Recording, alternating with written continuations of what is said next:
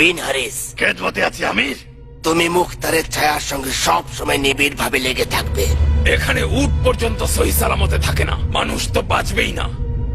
তুমি কিভাবে জিন্দা রইলে তাই ভাবছি, হে বিন আকিল।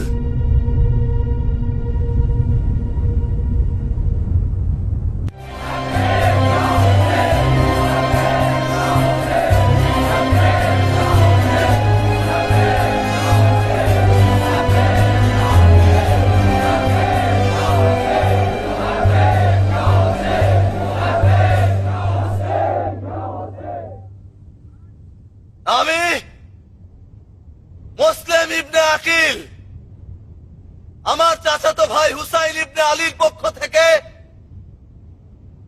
কুফায় দূত হিসেবে এসেছি এবং তাকে কুফার সার্বিক অবস্থা সম্পর্কে জানাবো আর তাকে দাওয়াত করার উদ্দেশ্যের বিষয়েও জানাবো। এ ভাই সকল, যে বায়াত ভয় ভীতি ও বাধ্য করে গ্রহণ করানো হয় সেটি বাতিল ও হারাম। আপনারা কি নির্বাচনে অংশ নিচ্ছেন? হুসাইন নাকি ইয়াজিদ?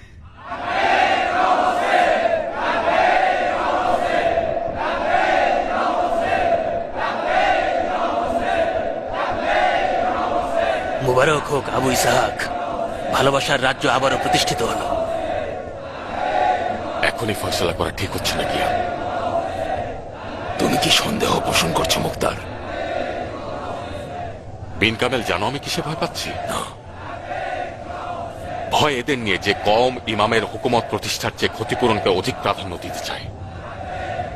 একবার ভেবে দেখো, কাল যদি ইয়াজিদ এই বিরোধীদের দমনের জন্য লস্কর পাঠায়,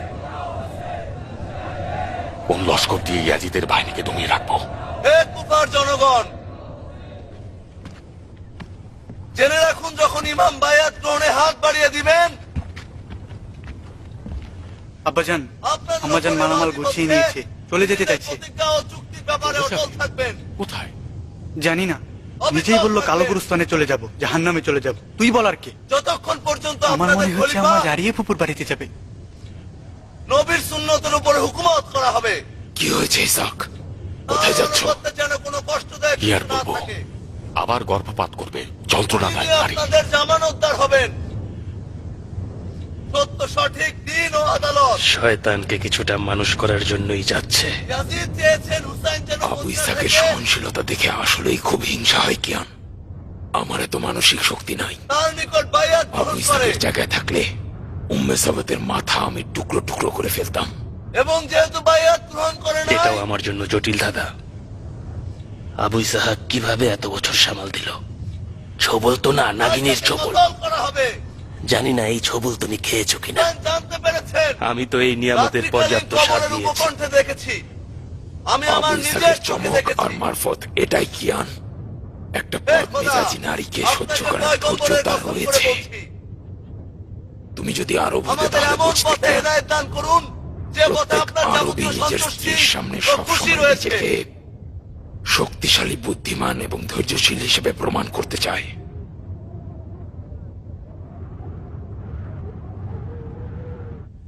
আশা করেছিলাম যখন আক্কেল জ্ঞান হবে শান্ত ধীর স্থির হবে, কিন্তু তোমার সাদা চুলো তোমার আক্কেল জ্ঞান বাড়ালো না। মুক্তারের কাছে পরাজিত হয়ে পুরো 15 বছর চললাম, তৈরি করলাম, নিজের আত্মহমিকা বিসর্জন দিয়েছি। এখনো মুক্তারের দাম্ভিকতা কমেনি। আমি লজ্জিত। আমার আঁকড়ে ধরার মতো আর কিছুই বাকি নেই। আমার ভেতরে যা ছিল তা রক্তাক্ত হয়ে গিয়েছে, হারিয়ে ফেলেছি। আমার অবস্থা জুলেখার মতো হয়ে গিয়েছে। মুক্তারের অন্তরে নারীর জন্য যেমন কোনো জায়গা নেই, তেমন জিন্দেগিতেও নেই, এমনকি তার বাড়িতেও। আমার চেয়ে তোমার বন্ধু কিয়ান খুব বেশি গুরুত্বপূর্ণ তোমার জীবনে। তুমি কি জানো মুক্তার, একটি রাতও আমি ভয় ডরহীন ভাবে ঘুমাতে পারিনি। যখনই কিয়ান আমার দরজায় কড়া নাড়ত, মনে হতো আবার ওই অশুভ প্যাচে আমার বাড়ির ছাদে ধ্বংসের গান গাইতে এসেছে। মুক্তার, তোমার অহেতুক স্বপ্ন ওই কিয়ানের মতোই। আমার পথ থেকে সরে দাঁড়াও। মাঝপথে আমাকে ফেলে চলে যেতে চাইছো? তুমি আমার জন্য যে যুদ্ধের ময়দান তৈরি করেছো সেখান থেকে পালিয়ে যাব। মন্দ কিছু করলাম কি? নারী পালিয়ে বেড়াবে? আপনাদের উপরে ওয়াজিব। তাহলে যে ওয়াদাবদ্ধ হয়েছিলাম তার কি হবে? কথা ছিল কাফনের কাপড় ছাড়া একে অপরকে ছেড়ে যাব না। অভিশাপ ওই উপরে ওঠার ভয়ঙ্কর সিঁড়ি নারীর প্রতি। অভিশাপ তোমার সৌভাগ্যের ওপর।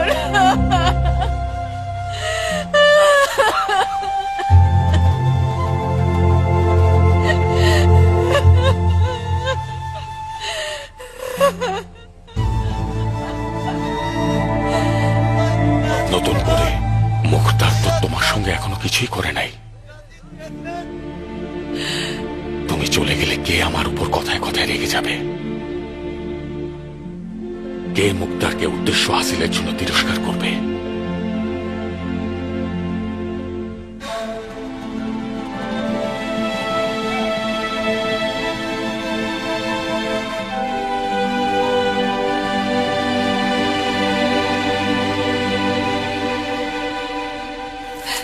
সব নষ্ট করে দিলি। কে তোকে তোর পিতার কবরে খবর দিতে বলেছে? কে? কেন ওকে খবর দিতে গেলি বল? মেরেই ফেলবো তোকে আজকে। এই বাড়ি ছেড়ে কোথায় যাবে আম্মাজান? তুই চাইছিস আমার পথে বাধা হয়ে দাঁড়াতে সবে? তুমি কেন রেগে আছো? এই পণ্ডিতি না করলেও চলবে তোর। তুই কি ভেবেছিস তুই চাইলেই আমার সব সমস্যার সমাধান হয়ে যাবে? আমি আজই এই বাড়ি ছেড়ে চলে যাব। তোরা তোদের বাড়িতে পচে মর। বাবা সবেত, জি আব্বাজান। মুখে মুখে কথা বলতে হয় না বাবা। আমি আর তোমার আম্মাজান এখন কথা বলছি। তুমি এখন ভেতরে যাও। জি আব্বাজান। আমি নিজের চোখে দেখেছি তিনি ব্যথিত হয়েছেন, অশ্রু বর্ষণ করেছেন এবং বলেছেন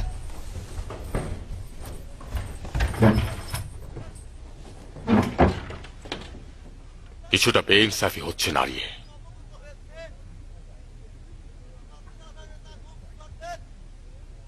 তুমি যদি আমার দিল না হতে, জিন্দিগি না হতে, তাহলে তো আমি তোমাকে অনেক আগেই ত্যাগ করতাম। তুমি তো জানো কেন তোমাকে ত্যাগ করি নাই। প্রতিটি স্ত্রীর কাছে তার স্বামী হচ্ছে নির্ভরতার জায়গা। তুমি শিল্প সত্তাহীন হলে মুক্তারকে সঙ্গে রাখতে না। অতএব আমার বাড়িকে মৌমাছির বাসা বানিয়ে তুলেছ মুক্তার। খুব দেরি নয় ইয়াজিদ আমার ঘরে আগুন জ্বালিয়ে দেবে। তোমাকে হত্যা করে আমাকেও আমার সন্তানদের বন্দি করে নিয়ে যাবে। কসম এসব বন্ধ করো মুক্তার। আমি আমার সন্তানদের নিয়ে বাঁচতে চাই।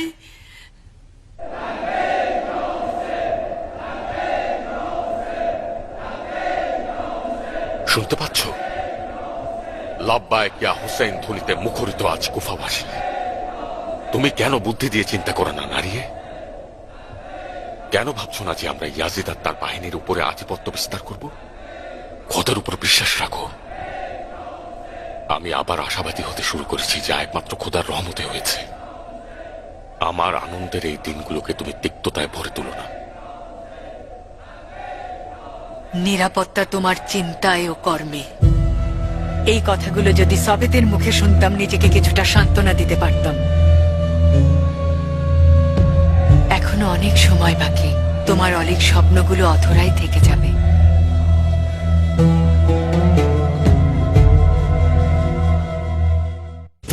আমি আপনাদের খোদার কিতাব থেকে ও মুহাম্মাদের সুন্নতের আলোকে বলছি, কেননা সুন্নত নিস্তেজ হয়েছে এবং বেদাত চিন্তা হয়েছে। আমি আমার চাচাতো ভাই ও বিজ্ঞ আলেমদের দ্বারা প্রতিনিধি হয়ে আপনাদের কাছে এসেছি, যেন তাদেরকে আপনাদের রায় ও বায়াত সম্পর্কে লিখে জানাতে পারি। আলেম ওলামা বিজ্ঞ ব্যক্তিগণ, যে পত্র আপনারা লিখেছেন আপনাদের সবার দাওয়াত কি সেটাই? তাহলে তিনি আসছেন আপনাদের নাজাতের দাওয়াত দিবেন। অবশ্যই আপনারা একমত হলে আমি আপনাদের এই দাওয়াত দিতে এসেছি নাজাতের জন্য। খোদার কসম আমার এ জান তার জন্য। ইমামের অবশ্যই কোরআনের উপর আমল করা উচিত। তিনি এখন আমাদের সবার মুখপাত্র। সব সময় হকের উপরে থাকা উচিত, লালসা দমন করা উচিত, যাতে আল্লাহ তাআলা তার উপরে সন্তুষ্ট হন। আসসালামু আলাইকুম ওয়া আলা ইবাদুল্লাহিস সালিহিন।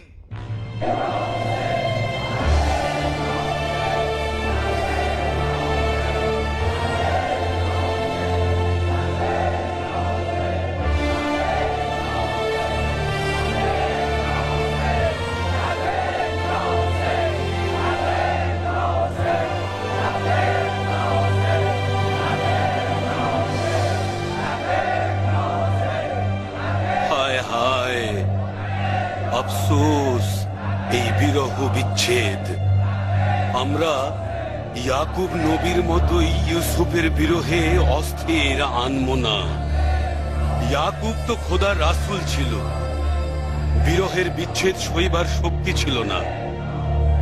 ওহে ইউসুফের লেবাস, এর থেকে বেশি বিরহ ব্যথা সইবার শক্তি আমাদের নেই। আমার মৃত্যু হওয়ার আগে একটা কিছু করো, তাকে লেখো, সে যেন আসে।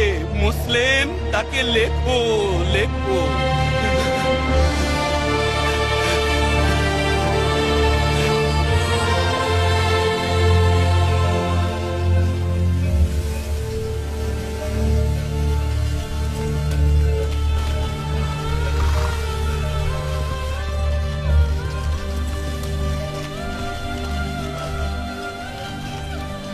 তোমাকে জোরাজোরি করলে তারপরে আসতে? পিতাজান, আমি এখানে শুধু শুধু আসিনি, কেননা আমি জানতাম কি কারণে আমাকে ডাকা হয়েছে। আমি আপনার আর মুক্তারের এই ভয়ঙ্কর লড়াইয়ে নিজেকে যুক্ত করতে চাই না। প্রিয় কন্যা, তোমার স্বামী এ শহরকে বিক্ষুব্ধ করে তুলেছে, নিজের বাড়িকে ঝগড়ার কেন্দ্রস্থল বানিয়েছে, নিজেই বিদ্রোহের আগুন জ্বালাচ্ছে। তুমি তো তোমার মায়ের কাছ থেকে বশীকরণের কায়দা রপ্ত করেছো। কেন তুমি তোমার মায়ের দেয়া সেই দক্ষতাকে কাজে লাগাচ্ছ না, যাতে তোমার স্বামী পোষ মেনে যায়? তোমার অবশ্যই উচিত তোমার স্বামীকে নিজের নিয়ন্ত্রণে রাখা, তাহলে তোমার সংসার এবং আমার শহর দুটোই নিরাপদে থাকবে। প্রেম একমাত্র শেকল যা দিয়ে ওকে বেঁধে রাখা যাবে, বুঝতে পেরেছো? আমি মুক্তারের জিন্দেগিতে এই জন্য প্রবেশ করি নাই যে আমি ওকে বেঁধে রাখবো। অনুগত ও দুর্বল মুক্তার স্বামী হিসেবে আমার কাম্য নয় পিতাজান। তার মানে মুক্তার যা করতে চাইছে সে সম্পর্কে তুমি একমত? আমার স্বামীর বিচক্ষণতা সম্পর্কে আমার বিশ্বাস রয়েছে পিতাজান। আমি নিশ্চিত যে সে অহেতুক বাড়াবাড়ি করে না। করেছে কন্যা আমার, করেছে। আমি পয়গম্বরের কসম খেয়ে বলছি, সে অহেতুক বাড়াবাড়ি করেছে। সে তার বাড়িতে বিপদ ডেকে এনেছে। মুসলিম তার বাড়িতে মেহমান হয়েছে। ইয়াজিদ যদি খবরটা শোনে, অবশ্যই এতক্ষণে খবরটা পৌঁছে গেছে। মুখতার ও তার পরিবারের জন্য বাড়িটি কসাইখানায় পরিণত হবে।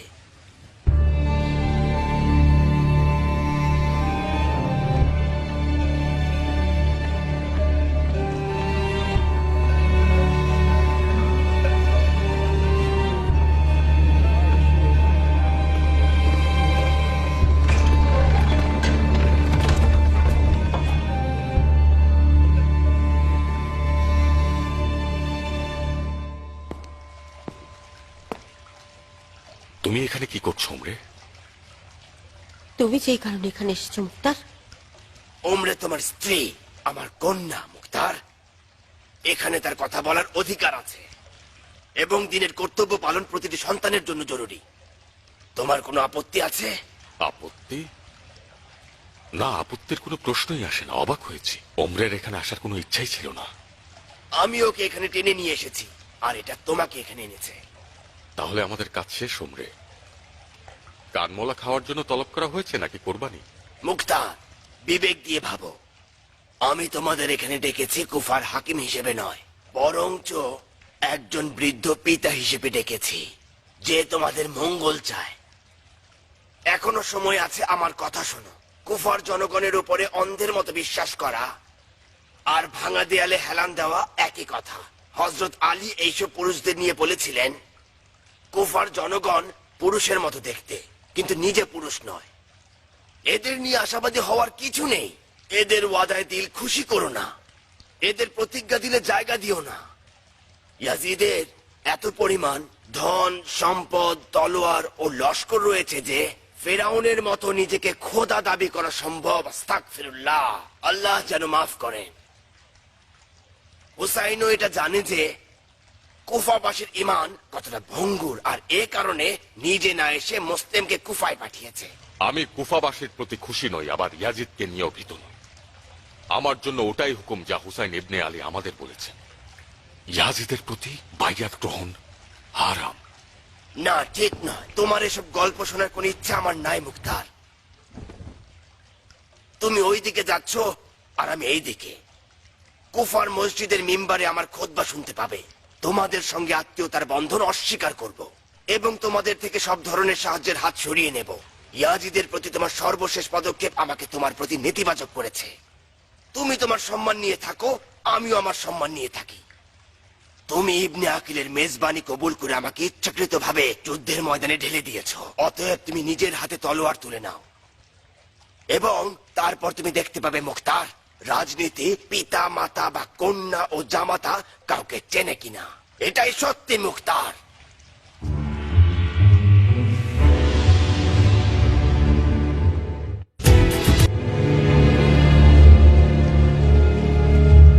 ভাবি নাই তিনি আমার কথায় এতটা খেপে যাবেন। একজন মুজাহিদের কাছ থেকে অসম্ভব যে ইয়াজিদকে মেনে নেবে। অবশ্যই ইয়াজিদ তাকে ভয় দেখিয়েছে। আমার ভীত পিতার জন্য আমাকে অপমান করবে না মুক্তার।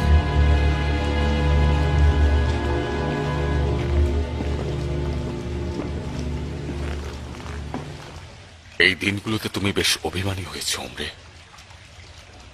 আজ থেকে এমন কোনো কথা বলবো না যাতে তুমি ভুল বোঝো। মুসলিমকে কি অন্য কোনো ভক্তের বাড়িতে রাখা সম্ভব নয়? এখানে কি ভক্তের সংখ্যা কম? তুমি কেন স্বেচ্ছায় তাকে তোমার বাড়িতে রাখতে চাইছো মুক্তার? বানু আদেশ দিলে এখনই চলে যাব এবং মুসলিমের কাছে ক্ষমা চাইব। মুসলিম নির্যাতিত হলে আমি অপরাধী হয়ে যাব। কাল কিয়ামতে তুমি খোদার কাছে কি জবাব দেবে? মুক্তার, তোমার মুশকিল হচ্ছে এই যে তোমার শ্বশুর কুফার হাকিম। তুমি কি ভাবছো ওমর সাদ লোভের দাঁতগুলো বেকার বসিয়ে রাখবে? তোমার ও কুফার হাকিমের মধ্যে একটা শত্রুতা তৈরি করবে। নুমান চলে যাবে, ওমর সাদ আসবে, তখন ভালো হবে? অথবা নুমান থাকবে কিন্তু আলীর অনুসারীদের সঙ্গে খারাপ আচরণ করবে, তা কি ভালো হবে? তুমি কি তাই চাও? ওমরে, উফার ভক্তদের মুশকিল হচ্ছে কোনো নির্দেশক নেই, কাজের বা রাজনীতির কোনো লোক নেই। এই জনগণ অত্যন্ত সহজ সরল, শুধুমাত্র কান্নাকাটি ও দোয়া করতে পারে। মুসলিম আমার বাড়ি ছাড়া অন্য বাড়িতে গেলে নিরাপদে থাকতো না। উম্মে সাবেতের কি খবর? শুনলাম তার বাড়ি ভক্তদের জন্য খোলা রয়েছে। উম্মে সবে তো একজন অস্থির মনা মানুষ। সে ভালো করেই জানে মুক্তার কার জন্য পাগল। দরজাকে বলছো যেন দেওয়াল শুনতে পায়। ওমরে দেয়াল নয় বানু, মুখতারের সহযাত্রী। আলীর প্রতি প্রেমের কারণেই মুখতার ওমরেকে জীবন সঙ্গী করেছে। নিজের দিকে খেয়াল রেখো মুক্তার।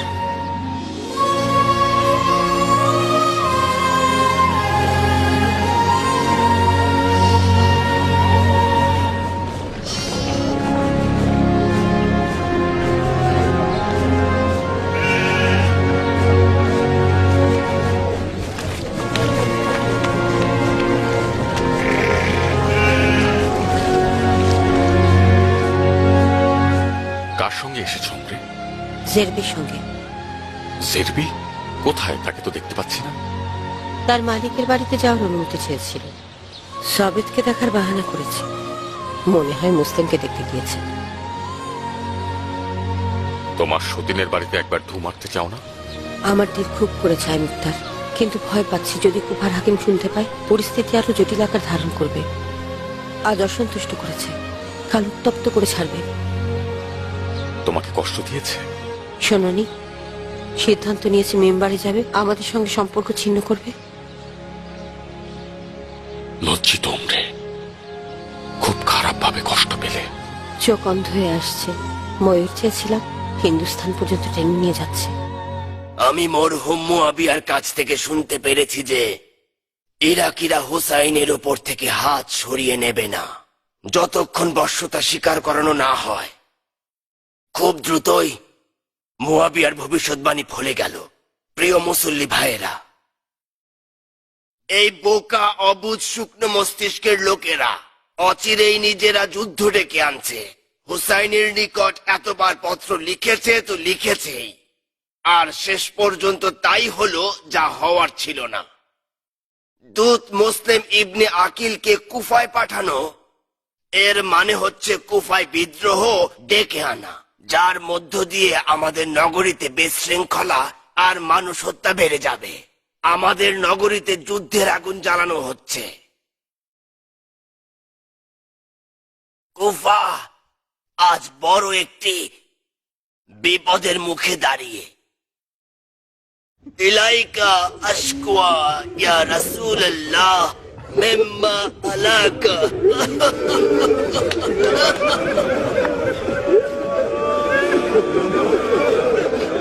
হে মুহাম্মদ, আমরা আপনার কাছে অভিযোগ করছি, যা কিছু ঘটে চলেছে তাতে দেখা যাচ্ছে আপনার উম্মতকে টুকরো টুকরো করে আলাদা করে ফেলা হচ্ছে। আমাদের এখন অনেক ও ভয় পেয়েছে। অনেক নুমান এই ময়দানের পুরুষ নয়, ওর মাথায় বজ্রপাতক, ভাবছে কান্নাকাটি করে বিজয়ী হবে। অনেকের আবার অস্ত্র বর্ষণ, নিজের জামাতা ও কন্যাকে হেফাজতে রেখেছে। উম্মতের জন্য ওর দিল ক্ষতবিক্ষত হচ্ছে না, এই কারণে ক্ষতবিক্ষত হচ্ছে যে ও তলোয়ার চালাতে পারছে না। কোন এক জামাতা, সে তার শ্বশুর। সুবহানাল্লাহ। সতর্ক থাকুন, নিজের কওম ও আত্মীয় স্বজনদের ফিতনা ফ্যাসাদে ফেলছে। আমি নুমান ইবনে বশির, কুফার হাকিম। যে কেউ বাইয়াত অস্বীকার করবে, এই বাইয়াত অস্বীকারী যদি ওরা কেউ আমার কলিজার টুকরাও হয়, আমার কন্যা বা জামাতা হয়, আমার পুত্র বা ভাইও হয়, যারা মুসলিম ইবনে আকিলের হাতে বাইয়াত গ্রহণ করেছে বা বাইয়াত গ্রহণ করার নিয়ত করেছে, স্মরণ করিয়ে দিচ্ছি যে দাঁত দিয়ে গিট খোলার চেষ্টা করো না। এই রাজনীতির কারণেই আলীর ভক্তরা কিছুদিনের মধ্যেই ক্ষমতা দখল করে নেবে, দেখে নিও। আমরা মুখে সুন্দর কথা বললেও অন্তরে বিষ। থুথু তোর এইসব ভনিতার মুখে। জনাব নুমান, আপনার এই অক্ষমতা আহাজারি কিসের আলামত? বাইয়াত ভঙ্গকারীদের সাথে কেউ এভাবে কথা বলে? খোদার কসম, আপনার খুতবা দুর্বল ও ভয় পাওয়ার নিশানা ছিল। তোর মতো তুচ্ছ লোকের সামনে আমার খুতবা উপস্থাপন করা নিজের গাধামি ছাড়া কিছুই নয়, বুঝেছিস? আমার আল্লাহর আনুগত্যে অটল থাকবো। এর চাইতে ভালো হচ্ছে কারো বিরুদ্ধে শক্তি প্রদর্শন না করা।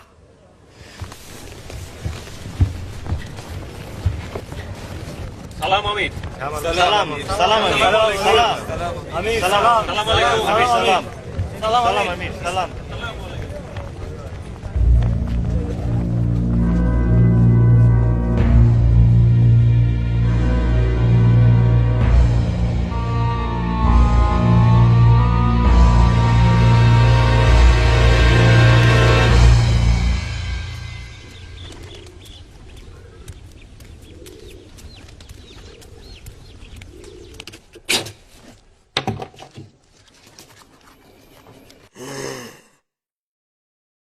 এটাই নুমানের জন্য কবর, যা এখন খুঁড়লাম।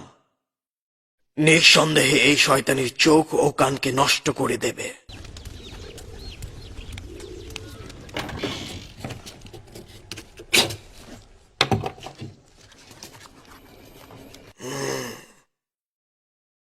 এটাই নুমানের জন্য কবর, যা এখন খুঁড়লাম। নিঃসন্দেহে এই শয়তানির চোখ ও কানকে নষ্ট করে দেবে। আমার এই শহরের হাকিম হওয়া সহজ হবে। কি লিখেছো পড়ো তো দেখি। সাদ ইবনে আবি ওয়াক্কাসের পুত্র থেকে হযরত আমিরুল মুমিনিন ইয়াজিদ ইবনে মুয়াবিয়া। সাদ ইবনে আবি ওয়াক্কাসের পুত্র থেকে? সাদ ইবনে আবি ওয়াক্কাসের পুত্র থেকে? কি হলো ওমর, আমি তোমাকে সওয়াল করছি, তোমার নিজের নাম নেই?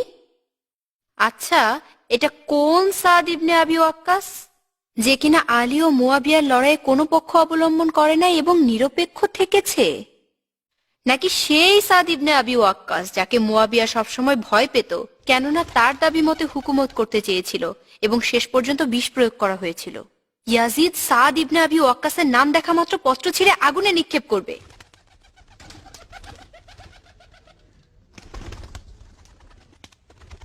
লেখা উচিত ছিল আপনার অনুগত ভগ্ন হৃদয়ের ধোঁকা খাওয়া একজন বিশ্বস্ত সৈনিক বছরের পর বছর যে তার পিতার জাহিলি কাজকর্মের কারণে অনুতপ্ত হচ্ছে, অথবা একজন সর্দারের পুত্র যে কিনা এত সব বিজয় ও খেদমতকে একটি ভুল দ্বারা ধূলিসাৎ করে দিয়েছে।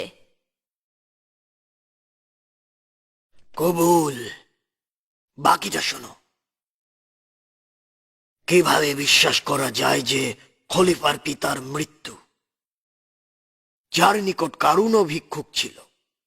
হাতেম তাইও তার নিকট কৃপণ ছিল। সে তো আলেকজান্ডারের চাইতেও মহান বীর ছিল এবং আরবের গর্বের ধন ছিল। ছিল শব্দটার ব্যবহার কমাও।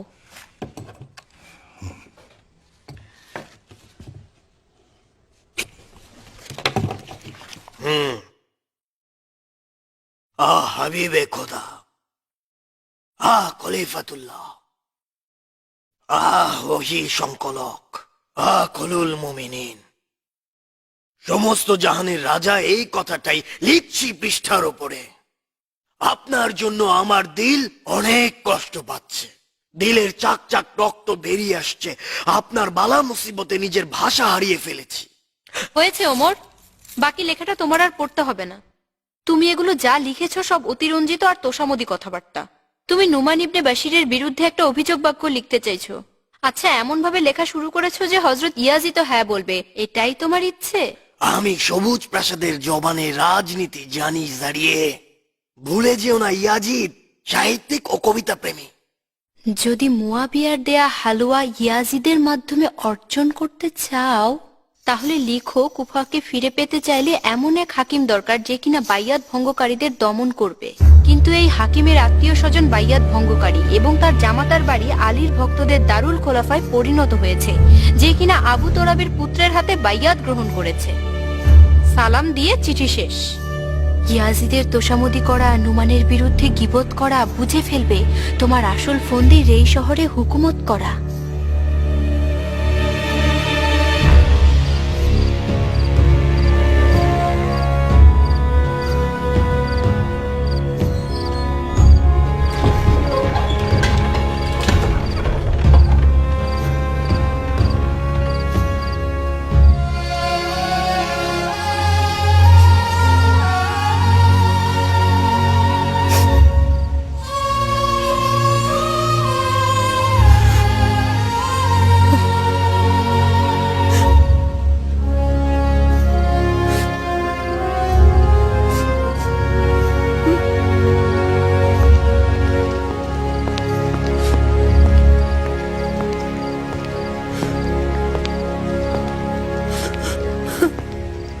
কান্না করছো কেন ওমরে? কি হয়েছে? খবর এখানে।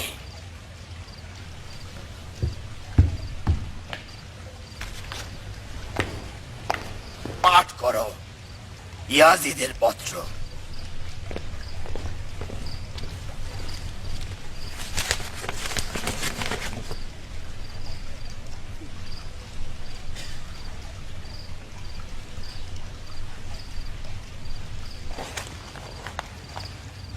অনুমান করেছিলাম ইয়াজিদ আপনার নমনীয়তা ও রাজনীতি পছন্দ করবে না, কিন্তু স্বপ্নেও ভাবিনি এত দ্রুত ব্যবস্থা নেবে।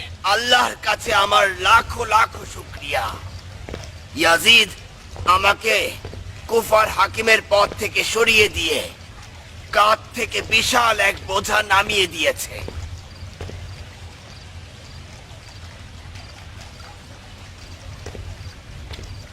অনুমান করতে পারছো মুখতার, ইয়াজিদ আমার জায়গায় এই পদে কাকে নিয়োগ দেবে? যেহেতু পূর্ব থেকেই ওমর সাদকে চিনি, মনে হচ্ছে তাকে আপনার স্থানে বসাবে। আপনাদের সব খবরাখবর শুরু থেকে শেষ পর্যন্ত ইয়াজিদের কাছে পৌঁছে দিয়েছে। মুখতার, নিজেকেও আমাকে অপমান করো না। ওমর সাদ এমন কে যাকে আমার স্থানে বসাবে? আপনার বিজ্ঞতা ও প্রজ্ঞার ব্যাপারে সন্দেহ নেই, কিন্তু ইয়াজিদ শরাব পানকারীদের পূজা করে, বুদ্ধিমান বিজ্ঞ হাকিম চায় না। মিথ্যেবাদী আর তোষামতকারী চায়, যা ওমর সাদের মধ্যে ব্যাপকভাবেই রয়েছে। মুখতার, রাতে তোমাকে তলব করিনি যেন শুধু বিচ্ছেদের কথা না শোনো। ইয়াজিদ আমার স্থলে যাকে অনুমান করেছিলাম তাকে এনে কুফাকে হুসাইনের সহযাত্রীদের কুরবানির জায়গা বানিয়ে ফেলবে। আমি যে কাজটি রাজনীতি দিয়ে করার চেষ্টা করেছিলাম, অন্য কেউ সেটা ধ্বংস করবে। এত ভয় উৎকণ্ঠা প্রকাশ করলাম, কিছু করো না, করো না, প্রকাশ্যে কিছু করো না। সেই বিপদ অবশেষে দেখা দিল। আমি তো উটকে পাথরের আড়ালে লুকিয়ে রাখতে পারি না। কুফা মজদুর আর গুপ্তচরে ভরা। এই শয়তান কম ঘর থেকে বাহির সব খবর ইয়াজিদের কাছে পৌঁছে দিয়েছে। ইয়াজিদ আমার নিকট তোমাদের মুন্ডু চেয়েছে, যে কাজটি মূর্খ ইবনে জিয়াদ বসরা নগরীতে করেছিল। ইবনে জিয়াদ সুলাইমানের মুন্ডু ইয়াজিদের জন্য পাঠিয়েছিল, আর এর উপহার স্বরূপ হলো কুফার হাকিম। লা হাওলা ওয়ালা কুওয়াতা ইল্লা বিল্লাহ। মারজানের পুত্র কুফাতে পা রাখা মাত্র প্রথম শিকার হবে মুসলিম ইবনে আকিল, এরপর হলো মুখতার সাকাফির পালা, তারপর বাকিরা। ইয়াজিদের আদেশ অনুযায়ী তোমাদের সবাইকে হত্যা করবে এবং নারীদের বিক্রি করবে। ওমরে,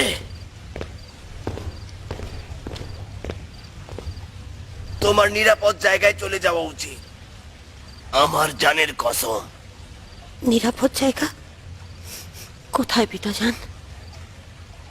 যেমন তায়েফের মতো জায়গা। মুখতারের তায়েফেও তো বাড়ি রয়েছে। বুদ্ধিটা মন্দ নয়।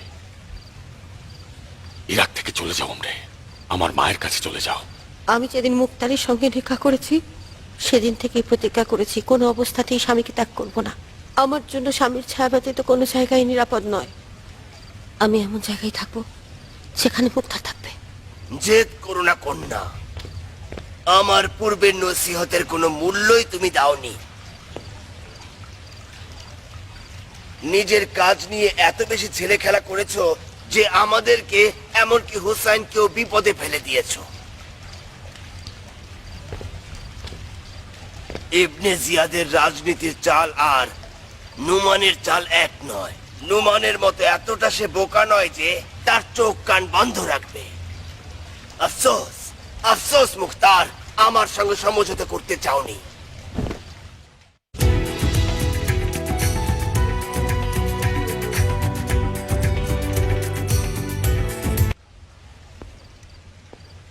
আমি দুঃখিত যে আপনার বিচ্যুতির কারণ হলাম, তবে অন্যদিকে খুশি যে এরপর থেকে আমার শ্বশুরের মুখোমুখি দাঁড়াতে হবে না।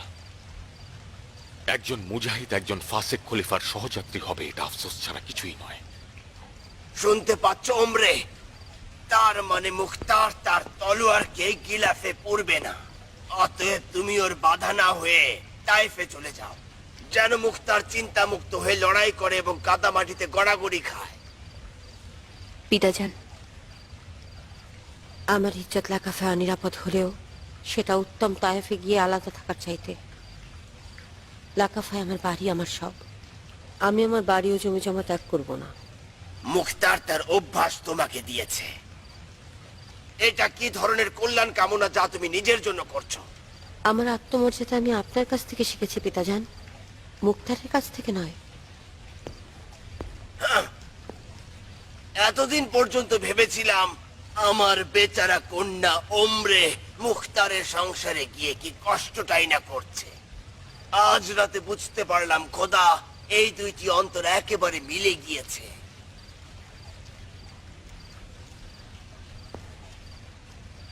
আজ একটি রাত কি পিতার কাছে থাকবে নাকি আবার অস্বীকার করবে? আমার অস্বীকৃতি কুফার হাকিমের সাথে ছিল, আমার পিতার সাথে নয়। আজ রাত থেকে আমি নুমান ইবনে বাশিরের কন্যা, ইয়াজিদের অনুগত হাকিমের কন্যা নই। পরিপূর্ণ ভক্তি নিয়ে অবস্থান করব। শিকারের মূল জায়গাটা এখনো বাকি। যে সম্পর্কটা আমাদের মধ্যে ছিল তার জন্য অবরোধ করো না। কিন্তু তুমি মুখতার, ইবনে জিয়াদ অতি চাতুর্যতার সঙ্গে ইরানের খোরাসান বিজয় করেছিল। তুমিও তোমার সঙ্গীরা ওকে খাটো করে দেখো না। তোমারও সুলাইমানের দৃষ্টি দিয়ে সব দেখো না। অসংখ্য কুফাবাসী যারা সকালে সুলাইমানের বাড়িতে অশ্রু বর্ষণ করেছে, তারা রাতে দারুল হুকামা হাতে জমা হয়েছে। কিছু দিরহাম আর দিনার নিয়ে আনুগত্য পোষণ করেছে এবং ইয়াজিদের বাইয়াত গ্রহণ করেছে। এরপর তোমার ও তোমার সঙ্গী সাথীদের নাম ধরে ওরা অট্টহাসি হেসেছে। যদি চাও সবার নাম একে একে তোমার জন্য ফাঁস করে দেব।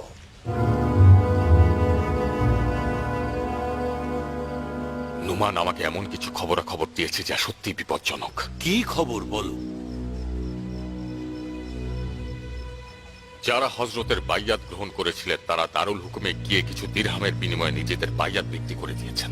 এত সন্দেহ করো না মুক্তার, তোমার শ্বশুর প্রকৃতপক্ষেই খলিফার নিজস্ব লোক। এটা ঠিক যে ইয়াজিদ তাকে পদচ্যুত করেছে, মুয়াবিয়াও তাকে কিন্তু কম কিছু দেয়নি। আমার উদ্দেশ্য এই নয় যে সবাই মুসলিমের হাতে বাইয়াত গ্রহণ করেছে। পয়গম্বরের নাতিরা পাক ও পবিত্র। 100 গমের দানার মধ্যে কিছু দানা খারাপ থাকবেই, তাতে চাষির কি দোষ? কি করতে চাইছেন? হ্যাঁ, ইবনে জিয়াদ আমাদের উত্তেজিত করতে সব রকম চেষ্টা করবে। ইমাম হোসেন না আসা পর্যন্ত, যুদ্ধ ও জিহাদের আদেশ না দেওয়া পর্যন্ত আমাদের উচিত নিজেদেরকে যথাসম্ভব সংযত রাখা। মুসলিমের অবশ্যই জায়গা পরিবর্তন করা উচিত। অন্তত পক্ষে ইবনে জিয়াদের কিছু শক্তিকে কুফা ত্যাগের দিকে মনোযোগী করুন। কিভাবে? আমার মনে হয় এভাবে দেখাবো যে কুফায় মুসলিমের দাওয়াত শেষ হয়েছে এবং কুফার আশেপাশে গিয়েছে। কিছু আরব মুসলমান এবং কাবিলার নিকট বাইয়াতের আর্জি নিয়ে গিয়েছেন। এই বাহানা দিয়ে মার্জানের পুত্রের কিছু সৈন্যকে কুফার বাইরে মশগুল করে রাখবো। খুব ভালো চিন্তা। তুমি এই কাজের জন্য সবচেয়ে উপযুক্ত। ওই দাম্ভিক যুবককে এমন শিক্ষা দেব, ওর শিরা উপশিরায় খোরাসান বিজয়ের কত মজা রন্ধ্রে রন্ধ্রে পৌঁছে যাবে।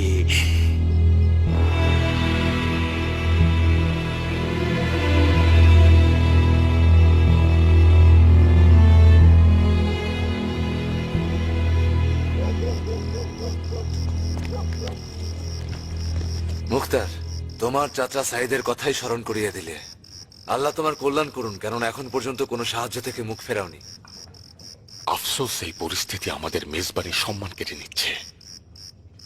যদি আপনার ইচ্ছা না হতো এখান থেকে চলে যাওয়ার, আমি আমার নিজের রক্ত দিয়ে আপনার আতিথেয়তা করতাম এবং জামানত হতাম।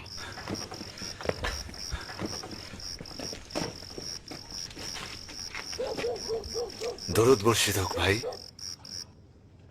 আপনার উপরেও। আমাকে কুফার আশেপাশের খবর সম্পর্কে জানাবে। আমিও সবসময় সব ধরনের খবর সরবরাহ করব।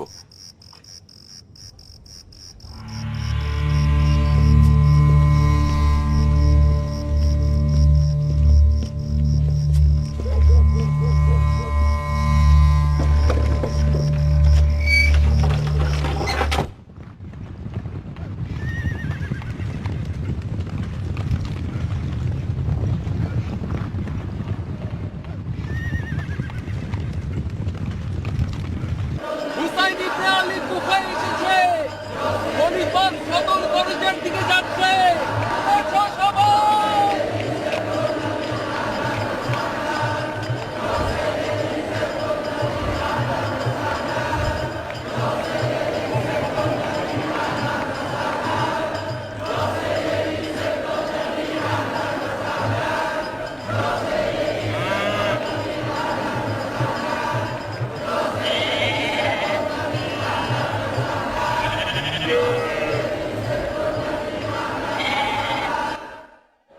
কি হয়েছে বিন হোরাইস?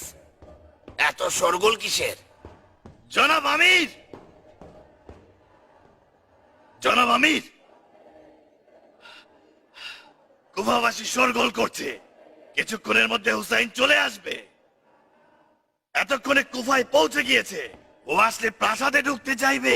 দুর্গের সদর দরজা বন্ধ করে দাও, কোনোভাবেই যেন হুসাইন দারুল হুকুম হেতে প্রবেশ করতে না পারে।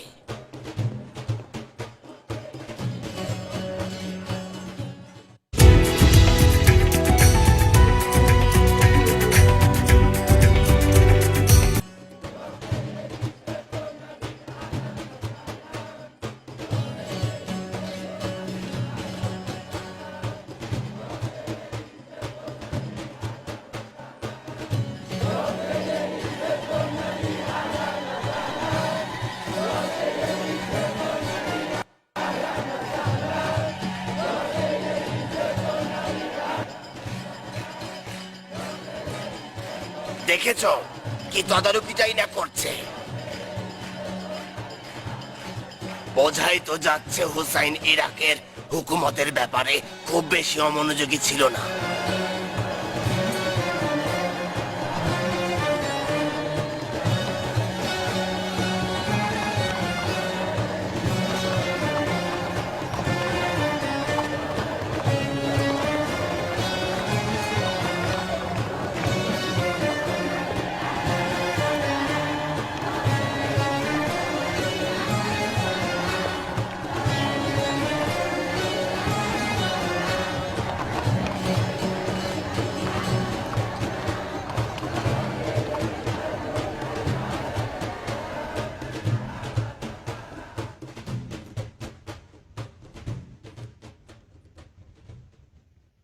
প্রাসাদের দরজা খুলে দাও।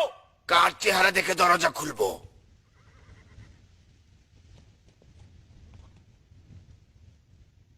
হয়তো হুসাইন ইবনে আলী ছদ্মবেশে তোমাদের মধ্যে লুকিয়ে রয়েছে ইরাকের হুকুমত পরিচালনা করতে।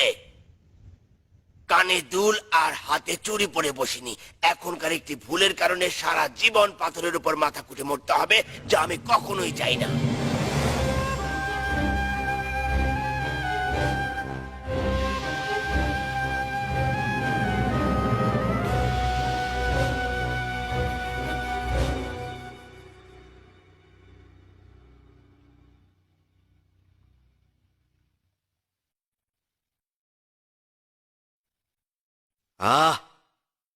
অমন হা করে তাকিয়ে আছো কেন? সিংহ জিয়েছে আমার নাকি তোমার? হুজুর, আমিরের কার্যকলাপ আমাকে উত্তেজিত করেছে। যিনি হুসাইনের বেশে কুফায় প্রবেশ করেছিলেন। কি করা উচিত ছিল? আমি হুসাইনের লেবাস ব্যতীত যে কোনো লেবাস পরে কুফায় প্রবেশ করলে বড় ধরনের ধাক্কা খেতাম। এটা কি ধরনের হুকুমত নোমান? কুফা হুসাইনের পতাকা তলে এক হয়েছে। মনেই হচ্ছে না ইয়াজিদ খলিফাতুল মুসলিমিন হিসেবে রয়েছেন। যা কিছু দেখছো ও শুনছো এগুলো সবকিছু আলামত মাত্র। দমন করতে পারলে পরিস্থিতি বদলাবে। আজও তুমি নিজে কেন দমন করনি? যদি দমনের কৌশল জানতাম আমির হিসেবে বহাল থাকতাম। এখানে মুসলিমের আগমনের কারণ কি জানো না সেটা? নাকি এটাও তোমার কাছে ছেলে খেলা মনে হয়? কুফার ইমাম ভক্তরা সব ভণ্ডের দল। ভণ্ডদের আস্ফালনে বিপদের আশঙ্কা নেই। এটা কোনো হুকুমতের পদ্ধতি? তোমার মতো কিছু বদ্ধ পাগল ছাড়া কে এটাকে সমর্থন করে? আমি এই হুকুমতের পদ্ধতি খলিফা মুয়াবিয়ার কাছ থেকে শিখেছি। মুয়াবিয়া মৃত, মারা গেছে। বুঝলাম। তার মৃত্যুর সঙ্গে স্বামীর হুকুমতের পদ্ধতিও দাফন হয়ে গিয়েছে। তুমি মুসলিম ইবনে আকিলের উদ্দেশ্য সম্পর্কে জানতে, তা সত্ত্বেও খলিফার আদেশ অমান্য করে ওদের সুযোগ দিয়েছো। তার মানে হচ্ছে তুমি এই পাপের ভাগীদার। এটাই তো মসনদ হারানোর কেরামত, যার কারণে তুমি ক্ষমতায় আরোহণের সুযোগ পেয়েছ। জওয়ান খলিফা আমার মতো বৃদ্ধেরা পছন্দ করবে না, এটাই স্বাভাবিক। আসলে তোমরা জওয়ানরা খলিফাকে আরো ভালোভাবে সাহায্য করতে পারবে। আচ্ছা, বৃদ্ধ রাজনীতিবিদ মুসলিম কোথায়? শুনেছি বাইয়াতের দাওয়াত নিয়ে মুসলিম ও তার দলের লোকজন কুফার আশেপাশেই আছে। শুনেছ? তুমি কুফার আমির ছিলে, জানা তোমার কর্তব্য। আর এ কারণেই কুফার হুকুমত তোমার হাতে দিয়েছি। আমি শুধু শুনি, তোমরা সেটা দেখতেও পাও। আচ্ছা, মজা করছো আমার সাথে? মোটেও না, এটা আমার মনের বিশ্বাস। যখনই হুসাইনের লেবাসে কুফায় আগমন করেছো, প্রমাণ হয়ে গিয়েছে তুমি বুদ্ধি দিয়ে সবকিছু নিয়ন্ত্রণ করতে পারবে। কুফা সবসময় কূট বুদ্ধির কাছে আত্মসমর্পণ করেছে। অবশ্য তোমার নিপুণ রাজনৈতিক দক্ষতা ঈর্ষা করার মতোই। আমি তোষামোদে অতিরঞ্জিত কথা শুনতে চাই না নুমান। সন্দেহ নেই তুমি খলিফার বিশ্বস্ত লোক, কিন্তু কুফার বিদ্রোহ এবং পরিস্থিতি ফিরে না আসা পর্যন্ত কুফার পরিস্থিতি নিয়ন্ত্রণের খবরাখবর জানার জন্য বিশ্বস্ত কাউকে চাই। রাজপ্রাসাদে থাকো, রাজ্যের উপদেষ্টা হিসেবে যেতে পারো। তোমার উপদেষ্টা হওয়ার মতো পর্যাপ্ত বুদ্ধি আমার নেই। আমি এখানে থাকলে তোমার শুধু শুধুই বোঝা বাড়াবো। সাহায্য করতে চাও না, যে বিশৃঙ্খলা বাঁধিয়েছ তার কি করবে? চাই না এরকম নয়, আমি পারবো না। কেন তুমি পারবে না শুনি? একজন অভিজ্ঞ আমির হিসেবে জানি এই বাতিল রাজ্যে কোনো উপদেষ্টার দরকার নেই। অকেজো আমির হয়ে প্রাসাদে বসে রাজ্যের সম্পদ নষ্ট করার চেয়ে বাড়িতে বসে থাকা অধিক উত্তম। তোমার প্রাপ্য অনুযায়ী দয়া করতে চাইছিলাম। তোমার অপরাধ শুধু জানি তাই নয়, তুমি এদের সঙ্গে মিলে চক্রান্তকারীদের একজন। মুসলিম আশ্রয় নিয়েছে তোমার জামাতার বাড়িতে, এবং তোমার মেয়ে জামাই মুখতার সাকাফি বাইয়াত ভঙ্গকারীদের সঙ্গে সখ্যতা তৈরি করেছে। প্রতিবাদ করেছো না? তারা যখন যা খুশি তাই করে গিয়েছে। তাব্বাত ইয়াদা আবি লাহাবে ওয়া তাব। আবু লাহাবের হাত কর্তন করা হোক, যে কিনা পয়গম্বরের চাচা ছিল, কিন্তু এই সম্পর্ক কোনোভাবেই নিজেদের দিকে টানেনি। রক্ত কখনো ধর্ম প্রতিষ্ঠায় বাধা হতে পারে না। খলিফার স্বার্থ রক্ষায় আমি কখনো আপোষ করিনি। যখন মুসলিম আমার জামাতার গৃহে অবস্থান করেছে, আমি মুখতারকে খবর দিয়েছি। এমনকি মুখতারের সঙ্গে জোরপূর্বক আমি আমার সব সম্পর্ক ছিন্ন করেছি। কুফার মসজিদের মিম্বারে প্রকাশ্যে তার সঙ্গে আমার কন্যার সকল সম্পর্ক ছিন্ন করেছি। যদি জোর করে আমাকে খলিফার খিয়ানতকারী হিসেবে দেখাতে চাও, আরো সুস্পষ্ট দলিল খুঁজে বের করো, যাতে ভালোভাবে খলিফার নজরে পড়ে এবং কোনো অপবাদের কারণ না হয়। যদি জোর করে আমাকে খলিফার খিয়ানতকারী হিসেবে দেখাতে চাও, আরো সুস্পষ্ট দলিল খুঁজে বের করো, যাতে ভালোভাবে খলিফার নজরে পড়ে এবং কোনো অপবাদের কারণ না হয়। কোথায় যাও নোমান? আমার অভিযোগ এখনো শেষ হয়নি। তুমি চাও আমাকে হাজতে বন্দি করতে পারো। বিচার কার্য সাজাও, কাজী ডাকো, শরিয়া আইনে বিচার করো। আমি যদি খোদার পথে থাকি, এই অবিচারের ফল তুমি একদিন পাবে। কাজী ডেকে শরিয়া আইন বা গ্রেফতারের কোনো দরকার নেই। আমি আমার নিজের ফতোয়ায় খেয়ানতকারীদের শাস্তি দেব। বেন হরাইস। জি আমির। যতক্ষণ গতকালকের আমির এবং আজকের নাজাদদাতা বিবেক বুদ্ধি ফিরে না পায়, ততক্ষণ হাজতে থাকবে। ডান্ডাবেরি পরিয়ে রাখবে, যাতে করে ওর জামাতা মুখতার আমাদের ফাঁদে বাঁধে।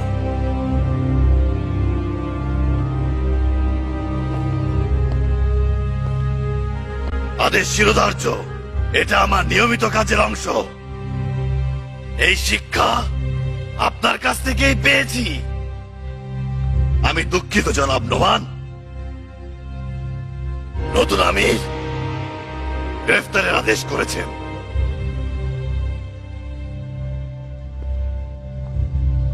এই অন্যায় হুকুম,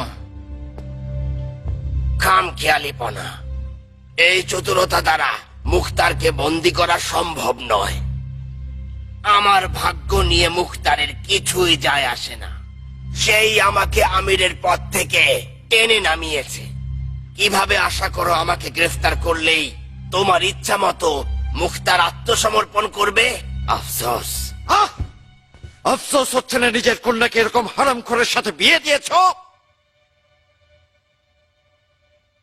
নিঃসন্দেহে তিক্ত অভিজ্ঞতার গুনাহ দিয়ে একজন সাধারণ মানুষের পুরস্কার দেওয়া হলো।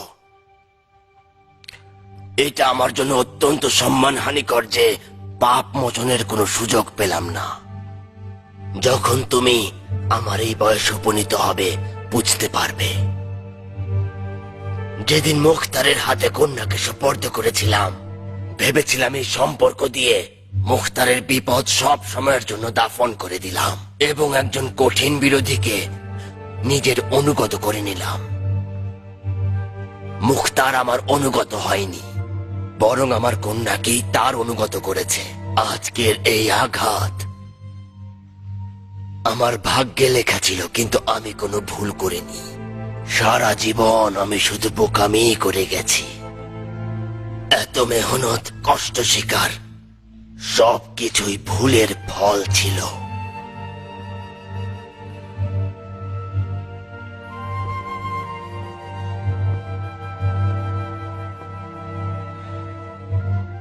তোমার ডান্ডা বেড়ির জন্য প্রস্তুত আছি, বিন হরাইস। না বিন হরাইস, না, অপেক্ষা করো। মুখতারের জন্য ফাঁদ পাততে অন্য কোনো কৌশল খুঁজে বের করতে হবে। যেতে পারো নোমান, তবে বেশি দূরে যেও না। কিন্তু তুমি কুফা এবং কুফার মানুষদের আমাদের থেকে বেশি চেনো। কিছু কিছু বিষয়ে অবশ্যই মুখটা বন্ধ রাখবে।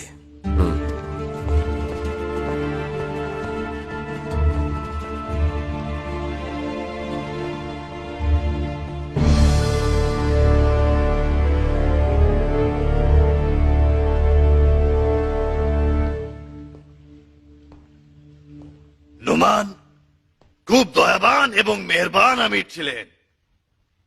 তিনি বন্ধুত্ব পরায়ণ মানুষ। তুমি কি আমিরের সেনাপতি? ছিলাম, এখন আপনার খেদমতে সাধারণ সিপাহী। এই শিক্ষা নুমান তোমাকে দিয়েছে? জি আমির। তাহলে যখন বললাম তাকে গ্রেফতার করো, তোমার হাত কেন কাঁপল না? বিশ্বস্ততার নিয়ম এই ছিল যে আমার আদেশ পালন না করা। সৈনিকদের একটি নিয়ম রয়েছে, যিনি ক্ষমতায় থাকবেন তাকে মান্য করা। নোমান যতদিন কুফার আমির ছিলেন আমি মান্য করেছি। মিথ্যা বলো না বিন হরাইস, আমার সঙ্গে সত্য বলবে। বলো যে ভয় পেয়েছিলে চাকরি থেকে পদচ্যুত হয়ে যেতে পারো। হুজুর, অবশ্যই আমার চিন্তা ও বিবেক পেটের কথাও ভেবেছিল। সাবাস, আমাদের সন্তুষ্টি মতো জবাব দিয়েছ। যতক্ষণ পর্যন্ত আমাদের দয়া দাক্ষিণ্যে আছো, ক্ষমা ও দয়া দেখানো বন্ধ রাখবে। আমাদের দয়ার সৌভাগ্য থেকে কখনো নিজেকে বঞ্চিত করবে না। হুকুমত পতনের বড় কারণ হচ্ছে অবিশ্বস্ততা। নোমানের পরিণতি দেখেছ? নোমান সৌভাগ্যবান, যার কারণে সে নিজের মাথাটা বাঁচাতে পেরেছে। ক্ষমা আর দয়া দাক্ষিণ্য দেখিয়ে হুকুমত করা সম্ভব নয়। একজন বিজ্ঞ হাকিম তার অনুভূতিগুলো চাতুর্যতা দিয়ে লেনদেন করে। এখানে দয়া বা ক্ষমার জায়গা নেই। সঠিকভাবে নিজের পরীক্ষা দিয়েছ, নিজের আবেগকে নিয়ন্ত্রণ করো। মাথা ঠান্ডা রেখে কাজ করলে কোনো সমস্যাই নেই। দারুণ বুদ্ধি খাটিয়েছ, মুবারকবাদ। তুমি নিজের জায়গা করে নিয়েছ বিন হরাইস। আজ রাতে কুফার সমস্ত কাজী, মুন্সি ও প্রভাবশালীদের আমার তরফ থেকে প্রাসাদে দাওয়াত দিয়ে দাও, আমাদের পক্ষ বিপক্ষ সবাইকে। জি জনাব, তাই হবে। ওমর সাদের ব্যাপারটাও মনে রেখো। শ্বশুর দ্বারা না হলে বোন জামাই দ্বারা হবে। বোন জামাই দ্বারা তোমার গলা কেটে দেব মুখতার।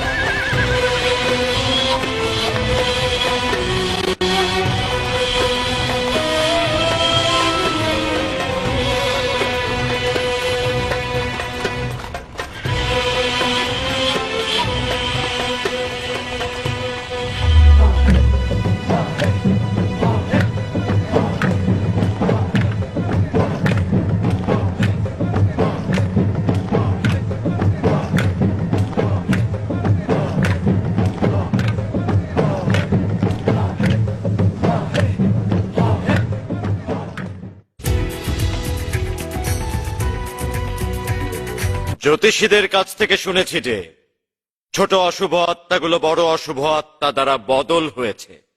এটা পয়গম্বরের সেই ভবিষ্যৎবাণী। উম্মতের মধ্যে বেদাত আবির্ভূত হবে। বেদাতের আবির্ভাব হয়েছে ভয়ঙ্কর বেদাত। আমি হুসেইনের ফিতনা সম্পর্কে বুঝতে পারছি না, সেটাও আবার এমন এক খলিফার সময়ে যে কিনা দিনে মুস্তফার একজন স্বনামধন্য কবি, সাহিত্যিক ও অলংকার স্বরূপ। যদি আপনারা কিছু জানেন তো আমাকেও অবহিত করেন, যেন জাহেল না থাকি। হুসেইন রাসূলে পয়গম্বরের নাতি, তার মর্যাদা তার নিজের জায়গায়। এসব খুন জখম রক্তপাত দেখে কি পয়গম্বরের খোদা বাইয়াত ভঙ্গ করার শাস্তি দেবেন না? আবুল আহাব পয়গম্বরের চাচা ছিল, নূহ নবীর পুত্র পয়গম্বরের পুত্র ছিল, কিন্তু এই দুইজনেই খোদার কিতাবে কাফের এবং গজবের শিকার হয়েছেন। ইরাকে হুসাইনের হুকুমতের অর্থ হচ্ছে তার পিতা আলীর হুকুমত প্রতিষ্ঠা করা। আমি বয়োজ্যেষ্ঠদের কাছে জানতে চাই, আলীর হুকুমতের উত্তরাধিকার কে ছিল? রাসূলে খোদার কোন উপদেশ অহেদে উম্মত পালন করেনি। এখনো কুফায় আলীর সময় সংঘটিত জখমগুলো আমাদেরকে শিক্ষা দেয়।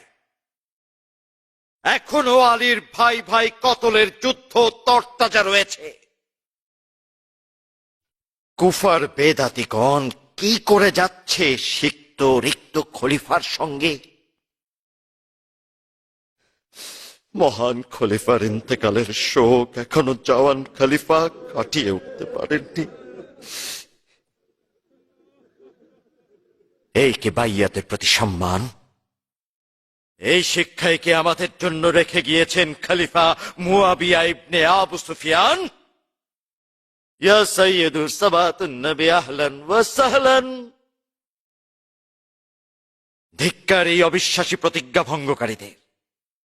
কিছুদিন সুযোগ থাকবে ভুলকারীদের তওবা করার। ধিক্কার দেই এই সকল খেয়ানতকারীদের। এই সকল জনগণ খেলাফতের মূল্য বোঝে না। খোদার কসম, কুফাবাসীদের এই নাফরমানি আমিরুল মুমিনিন ইয়াজিদকে এতটা রাগান্বিত করেছে যে আমির আদেশ দিয়েছেন যেন আগুনের গোলা ও কামান দিয়ে কুফাকে মাটির সাথে মিশিয়ে দেয়। আমি নিজে আমার রায় লিখে দিয়েছি। আমি লিখেছি, হে আমিরুল মুমিনিন, কুফা রোম নগরী নয়, কুফা কাফের জাহেলিয়াত ও মুশরিকদের শহর নয়, কুফা জিউসের খোদার শহর, অগ্নি পূজারীদের বিরুদ্ধে বিজয়ী শহর, আধিপত্য বিস্তারের শহর। যাই হোক না কেন, খলিফা তার সতর্কতা স্বরূপ আরব এবং ইরাকে লস্কর পাঠাচ্ছেন, যা খুব শীঘ্রই এসে পৌঁছাবে। আমি ইবনে জিয়াদ, ইরানের খোরাসান বিজয়ী আমিরুল মোমেনিন ইয়াজিদকে এই কথা দিয়েছি যে কুফার বেদাতীদের শেকড় আমি উপড়ে ফেলব, যেমন ভাবে বসরা নগরীতে উপড়ে ফেলেছিলাম। নসিহত দ্বারা হলে আলহামদুলিল্লাহ, না হলে দররা ও তলোয়ারের ভাষায় কথা বলবো। ডান্ডা বেরিয়ে শেকল প্রস্তুত। বাইয়াত ভঙ্গকারীরা যে কওম ও গোত্রের হোক না কেন, ওই অপরাধীর জান এবং মাল আমাদের হালাল হয়ে যাবে। প্রতিটি কওম থেকে জনে জনে বাইয়াত ভঙ্গকারীদের নাম নিশানা লেখা হবে, যাতে কোনো অবিশ্বাসী গ্রেফতার এড়িয়ে পালিয়ে যেতে না পারে। আর তারাও অপরাধীর কাতারে সামিল হবে, যারা মোরতাদদের আশ্রয় প্রশ্রয় দেবে এবং পালিয়ে যেতে সাহায্য করবে। তাদের কাউকে ছাড় দেয়া হবে না।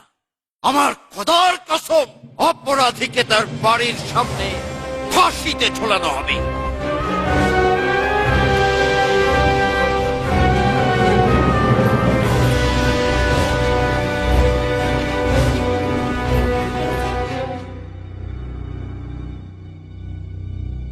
হায় কুফার ক্লান্ত বিধ্বস্ত জনগণ, তোমাদের বিবেকের উপর আবার কি বালা মুসিবত হাজির হলো যে তোমাদের চেহারা বিস্ময়ে হতবাক হয়ে গেল? তোমাদের মুখে কে আঠা লাগিয়ে দিল? আবারও তোমাদেরকে বোবা ও অন্ধ করে দিল। বোঝাই যাচ্ছে মারজানের পুত্র খোদার ঘরের মেম্বারে উঠে মিথ্যাচার করলো, কেউ তার প্রতিবাদ করলে না। খোদার ঘর কি মানুষ কতলের হুমকি দেওয়ার জায়গা? নাকি শাম বাহিনীর লস্কর কামান গোলাবারুদ দেখে নিজেদের দিন ও ইমান বিক্রি করে দিয়েছো, আর নিজেদের জবান তোমরা মোম লাগিয়ে সিলগালা করে দিলে নাকি? চুপ আছো কেন তোমরা সবাই? প্রথম কথা যে শামের বাহিনী একটা ধোঁকাবাজ, মিথ্যা, অসত্য বাহিনী। দ্বিতীয়ত, ইয়াজিদ কুফায় লস্কর পাঠিয়েছে। আচ্ছা, পাঠালে পাঠাক, ইরাকিদের শাম বাহিনীর ভয় দেখিয়ে কি লাভ? ইরাকিরা অসংখ্যবার যুদ্ধের ময়দানে শামদের বিরুদ্ধে পাঞ্জায় পাঞ্জা লাগিয়ে লড়েছে এবং তারা বিজয়ীও হয়েছে। মারজানের পুত্র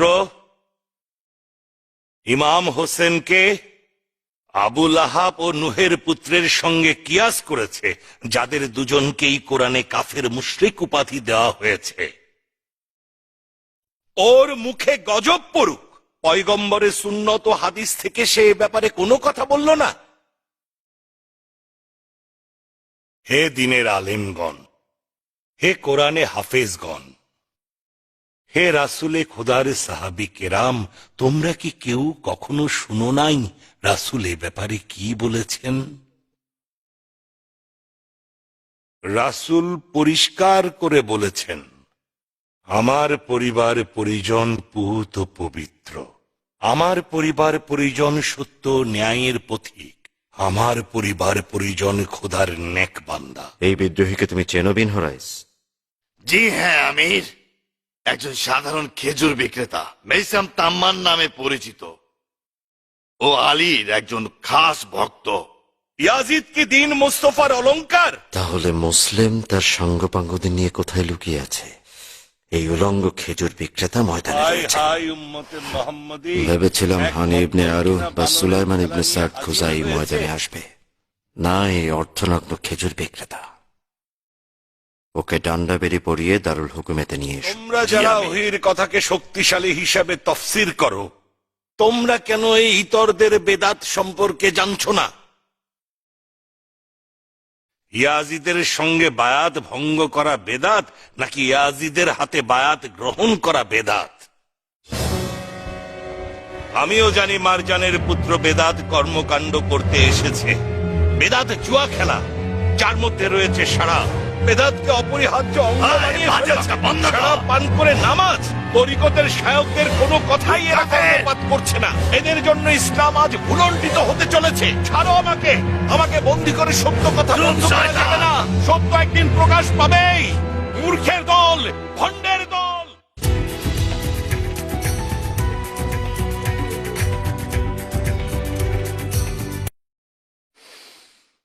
আলীর সব ভক্তরাই কি এমন ফেরিওয়ালা? মাটি আর উকুন নিয়ে নাড়াচাড়া করেছিস, তারপর দারুল হুকুমেতে প্রবেশ করেছিস। কতদিন হলো গায়ে পানি ঢালিস না নোংরা খেজুর বিক্রেতা? গোসল করিস না কতদিন হলো?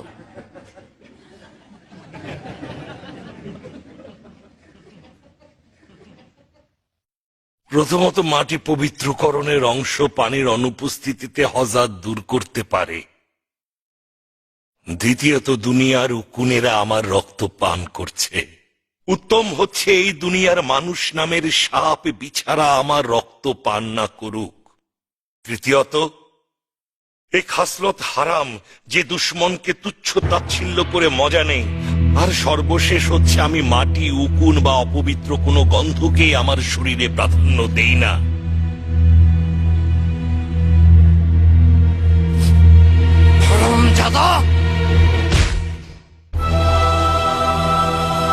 আমার জান কুরবান আমির। ওর জানের উপর আজরাইল ভর করেছে। জীবনের শেষবারের মতো খাবার খেয়েছে ও। মরণের দিন গুনছে। ওর সঙ্গে তর্ক করা আপনাকে শুধু কষ্টই দেবে। কিছু ভাবছেন? ওর মতো ইতরের সঙ্গে তর্ক করছেন? ওকে ওর শোনা কথা মতোই কতল করব। ওর জবান কেটে ফেলো, আল জিব্বা টেনে বের করে খেজুর গাছের সঙ্গে পেরেক মেরে ওর মুখের লালা দিয়ে গোসল করাও। লা হাওলা ওয়ালা কুওয়াতা ইল্লা বিল্লাহ। খোদার কসম জানতাম আমার সঙ্গে কি ঘটবে। কম বেশি আমার মৃত্যু সম্পর্কে আমি হযরত আলীর মুখে শুনেছিলাম। আলী, তুই আলীর কাছ থেকে কি শুনেছিস? আমার মৃত্যুর কেচ্ছা। আলী বলেছিলেন, মেইছাম, তুই জারজ ছেলে দ্বারা ধ্বংস হবি। ওই জারজ তোর জবান কেটে ফেলবে, তোকে তোর রুটি রুচির বৃক্ষের সঙ্গে ঝুলিয়ে রাখবে এবং কতল করবে।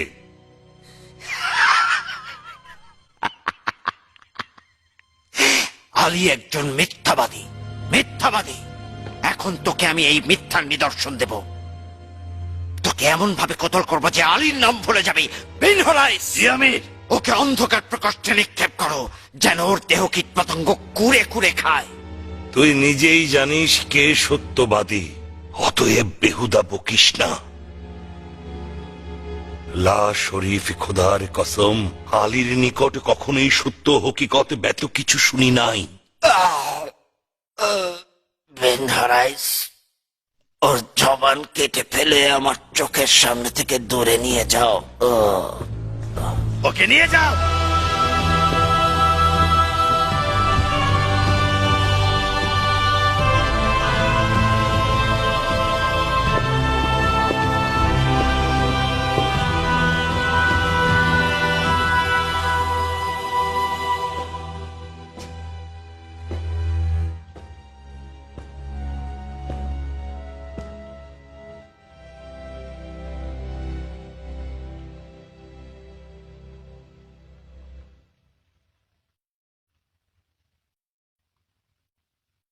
অনুমতি দিন আমির।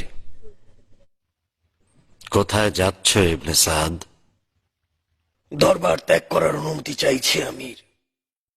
আমি এই হুকুমত ছেড়ে অনেক দূরে চলে যেতে চাই আমির, এবং উপযুক্ত একটা পেশা বেছে নিতে চাই আমি। সেটা কিরকম পেশা? কোনো খেতে খামারে, কৃষিকাজ, ব্যবসা বা কোনো কলকারখানা। রাখালের কাজও মন্দ নয়। জানো তো, অধিকাংশ নবী রাসূল পূর্বে রাখালের কাজই করেছিলেন। রাখালের কাজ করো, সম্ভবত নবুয়ত প্রাপ্ত হলেও হতে পারো। এই পরিস্থিতিতে আমি তো শেষ নবী সম্পর্কে সন্দেহ করি। এই জনগণ এখনো মুর্শিদ ও রাসূল খোঁজে, যাতে এদের হেদায়েত করতে পারে।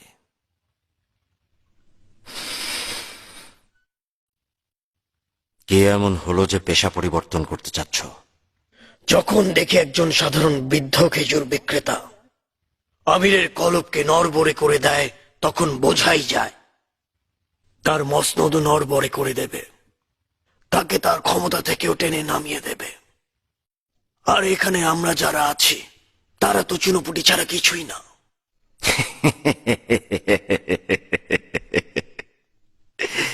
ইবনে সাদ, এই সিংহাসনকে ভয়ঙ্কর তুফানও নাড়াতে পারে না, তবে যদি তাতে নেকড়ের দিল নিয়ে বসা যায়, গন্ডারের চামড়াও শিয়ালের ধূর্ততা থাকে। তাহলে তোমার অবস্থা এমন হলো কেন? অভিনয় করলে। এসো।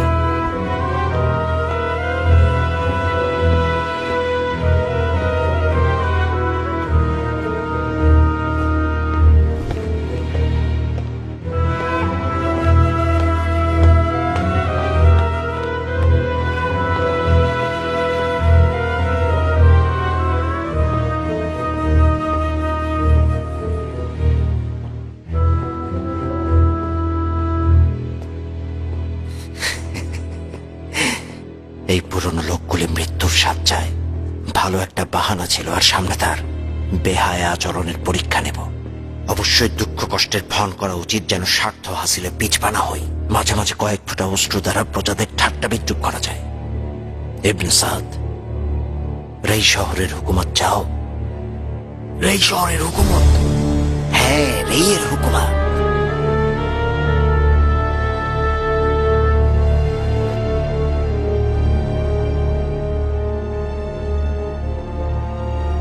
আমি নিজেকে উৎসর্গ করতে এসেছি, হোক সে এই শহরের শাসন অথবা আমিরের যে কোনো খেদমত।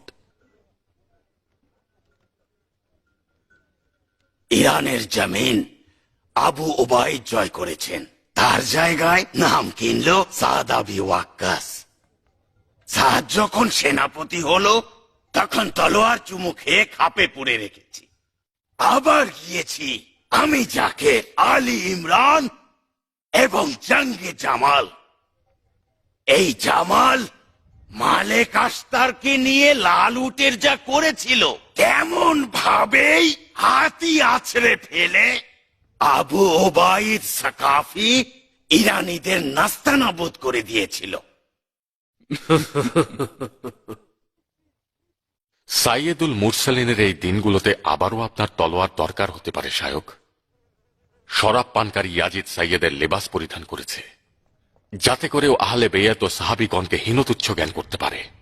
ইয়াজিদ হলো ওই সমস্ত আরবদের সন্তান যারা হিংস্র দাঁত দিয়ে হামজার কলিজা বের করেছিল।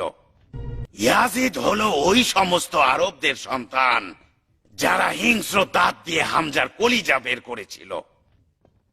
আমরা ইলিয়াতিরা বিশ্বাস করি কলিজাখোর হিন্দার গর্ভে এই নাপাক ইয়াজিদ পাপিষ্ঠটা জন্মগ্রহণ করেছে। নাউজুবিল্লাহ, মাফ করো খোদা। ইলিয়াতিদের খ্যাতি, যশ বীরত্বের কথা তোমার তো জানাই আছে। মুখতার, যদি যুদ্ধের ইচ্ছা থাকে, আমিও আমার গোত্র তোমার সঙ্গে আছি। খোদা আপনার কল্যাণ করুন আবু জাকির। আমি নিজের জন্য বাইয়াত চাই না, আমি বাইয়াত চাই হুসাইন ইবনে আলীর জন্য। আচ্ছা, হুসাইনের খেদমতেও আছি। আগে ভাবি নাই হুসাইন ইরাকিদের সঙ্গেও ভালো আচরণ করবে।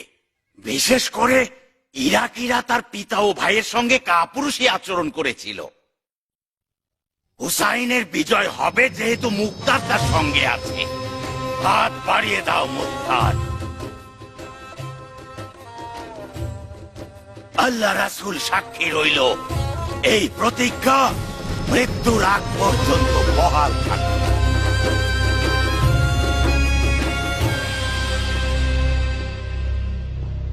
রেই শহরের কর্তৃত্ব করা যতটা সহজ ভাবছো ততটা নয়। রেই শহরের নিরাপত্তা কুফার উপর নির্ভরশীল। জওয়ান খলিফার বিরোধীরা রেই শহরে তলোয়ার চালনা করছে। যত দ্রুত সম্ভব 10,000 চৌকস আরব যোদ্ধা তোমার সঙ্গে নিয়ে রেই অভিমুখে যাও। খলিফা আমার মতামত চেয়েছিল, আমি তোমাকে নির্বাচিত করেছি। এমন যেন না হয় খলিফার নিকট ছোট করো। রেই শহরের হুকুমত আমার দীর্ঘদিনের স্বপ্ন। তুমি নিশ্চিত থাকো এই ফুসরত হেলায় হারাবো না। তাহলে কাজে লেগে পড়ো। লস্করের সব খরচ আমি দেব, তোমার কাজ শুধু ওদের জোগাড় করা। সমস্ত গোত্রের সঙ্গে একতা ও ঐক্যবদ্ধতা নিয়ে কথা বলবে। তাদের নারীদের তলোয়ারকে জিহাদের নামে ডাকবে। সব বিষয় নিয়েই অল্প অল্প করে কথা বলবে, কিন্তু কোনো বিষয় খুলে বলবে না। কি এত ভাবছো ওমর? মুখতারের কথা। ও আমাদের চরম প্রতিদ্বন্দ্বী কাবিলাদের মধ্যে ওর ব্যাপক প্রভাব। সকল শেকড়কে নড়বড়ে করে দেবে। মুক্তার তোমার স্ত্রীর ভাই। আফসোস না হলেই হতো। ওর দেহ থেকে মাথা আলাদা করে দিতে চাই। দাও মাথা আলাদা করে। মানে মুখতারকে আমি হত্যা করব? রেই শহরের হুকুমতের মূল্য এটা। মুখতারকে হত্যা করা কঠিন কাজ। তার আত্মীয় স্বজনকে ভয় পাও নাকি লজ্জা করছে? আমার জানের ভয় আছে। ওকে বাঁচানোর জন্য অনেকে আছে। নিঃসন্দেহে ওরা হত্যার বদলা নেবে। তুমি খুনের দায় আমার ঘাড়ে চাপিয়ে দিতে পারো। মুখতারকে হত্যা করে কি লাভ হবে? মুক্তারের জিন্দা থাকা মানে কুফার পরিস্থিতি শান্ত না হওয়া। অবশ্য কতল করতে হবে এমন কোনো কথা নেই। মুক্তারের উপস্থিতিতেই একটি শক্তিশালী সেনাবাহিনী তৈরি করলে ভালো। এখন মুক্তার ময়দানে, দেখে কি করতে পারো।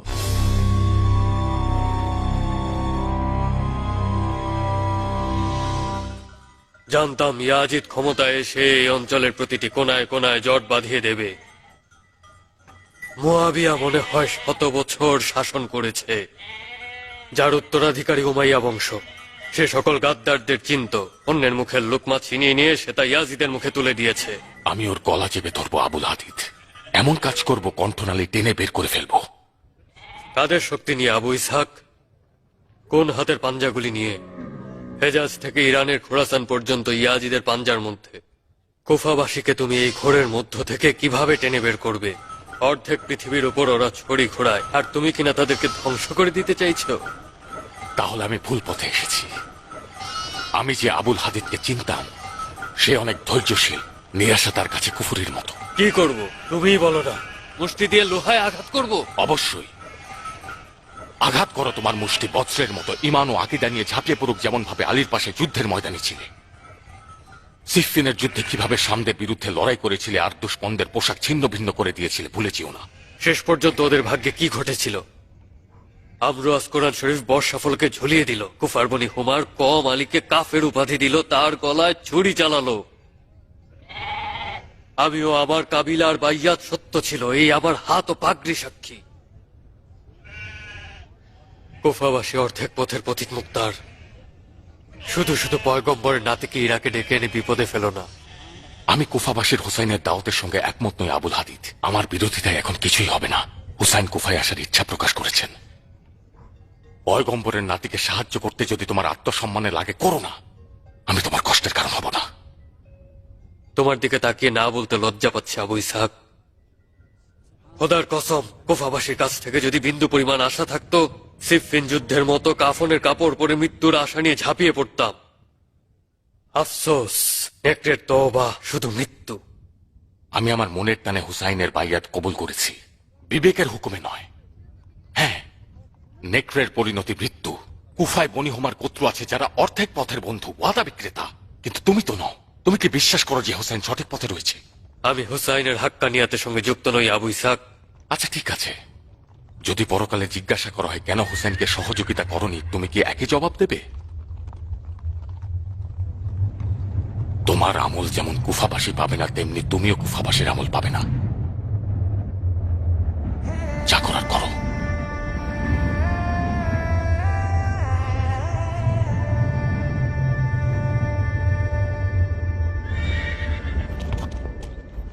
দাঁড়াও আবু ইসহাক।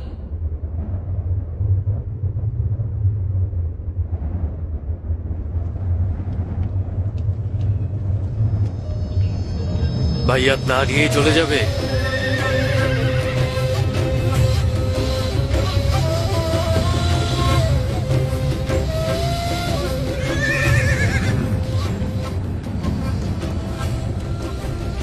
শুক্রিয়া আবু ইসহাক, শুক্রিয়া। ভালো সময় আমার হুঁশ ফিরে এলো। খারাপ ভাবে ভেড়া ও চারণ ভুঁইতে গিট লেগে গিয়েছিল।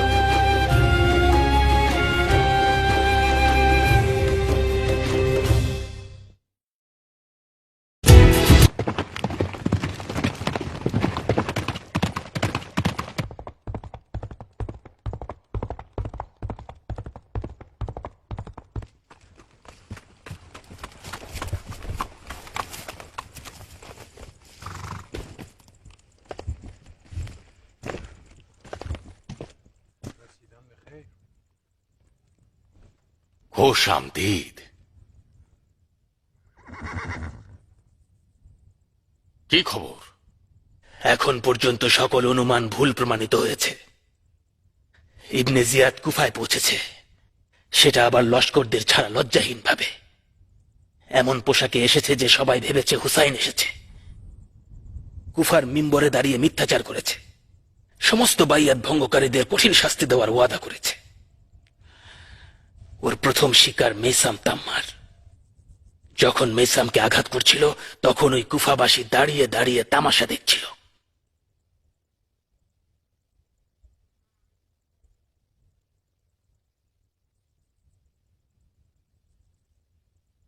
ইবনে জিয়াদ কুফাবাসীর জাহিলিপনাকে ভয় পেয়েছিল।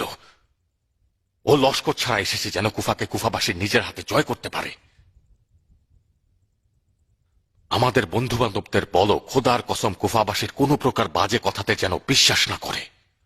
মেইসাম তাম্মারের গ্রেফতার সেই পুরনো মাসালা মনে করিয়ে দিচ্ছে যে এই জনগণ গতকালের সেই বেঈমান। তুমি কি করছো আবু ইসহাক? যে কাজটি করা উচিত ছিল সেটাই করেছি। এই ইলিয়াতি গোত্র কুফার হাজার হাজার বেঈমান মানুষ থেকে অধিক উত্তম। ওমর সাদকে বলেছে লস্করদের নিয়ে বাহিনী তৈরি করে রেই শহরে হামলা চালাতে। রেই শহরে নাকি কুফায়? প্রথমত রেই শহরেই, কিন্তু পর্দার আড়ালে তোমার অনুমানটাই ঠিক। ইবনে মারজানে ওমর সাদকে রেই শহর শাসন করার প্রলোভন দেখিয়েছে।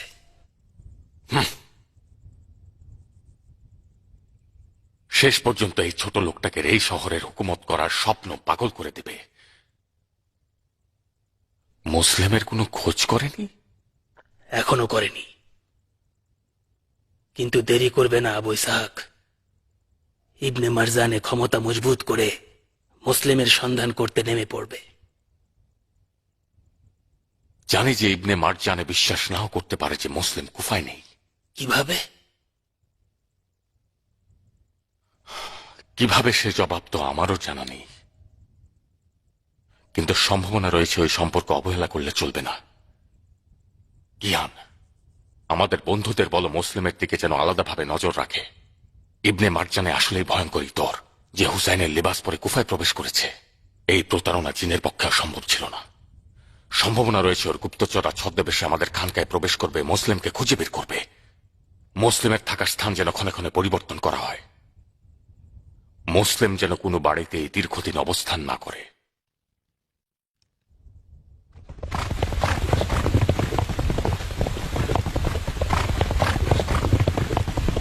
মুখতারকে বলবে ইরাকের গোত্রগুলো সম্পর্কে যেন উদাসীন না হয়। এমন ভাবে তাদের সঙ্গে কথা বলবে যেন তারা কোনো পক্ষ অবলম্বন না করে এবং দুশমনদের সাহায্য না করে। ওমর সাদ প্রচুর স্বর্ণমুদ্রা নিয়ে প্রতিনিধি নিযুক্ত হয়েছে যাতে সে ওই কাফেলা থেকে সদস্য সংগ্রহ করতে পারে। ইলিয়াতি গোত্র হয়তো মানুষের ইমানের কাছে ভেঙে পড়তে পারে।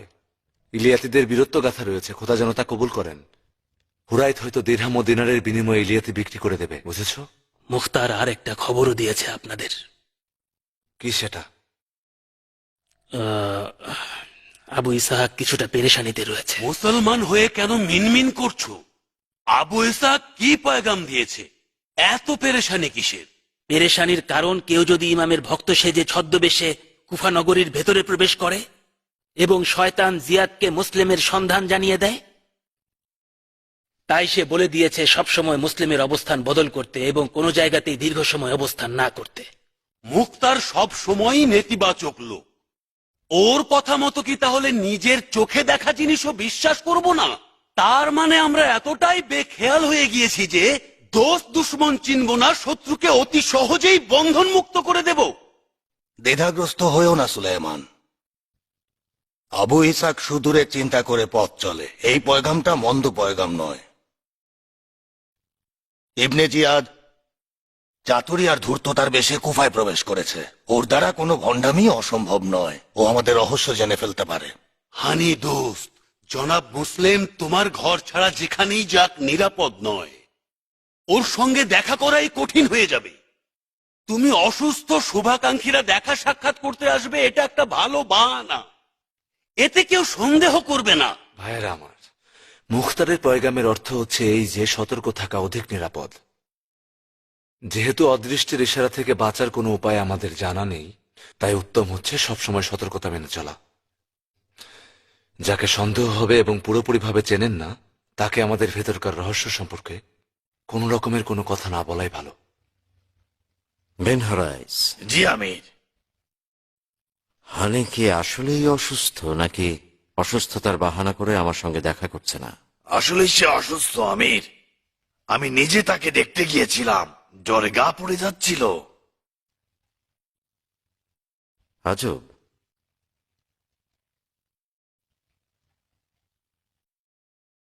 ঠিক আছে, তাহলে আমরা তাকে দেখতে যাব। আপনি আপনার দুশ্মনকে দেখতে যাবেন? অসুস্থ রোগীকে দেখতে যাওয়া নবীর সুন্নাত। দুশ্মনকে দেখতে যাওয়া মানে সওয়াব আরো কয়েক গুণ।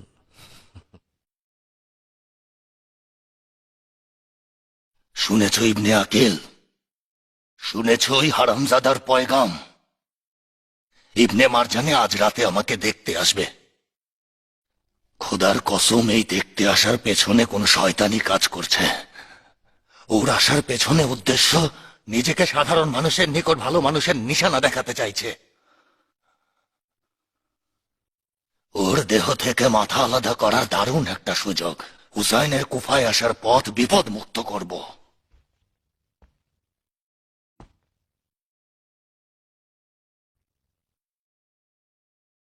এখন কি করবো শায়ক?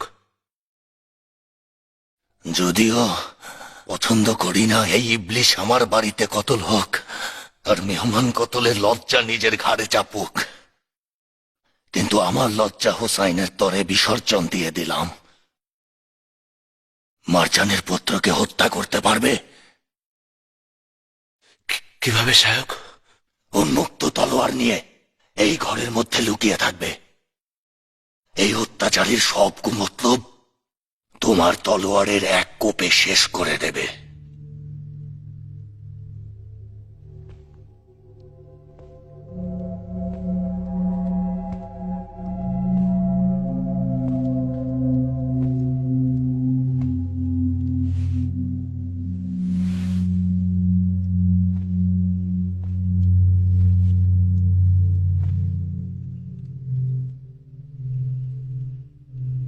ন্যায় অন্যায়ের কথা ভেবো না মুসলিম।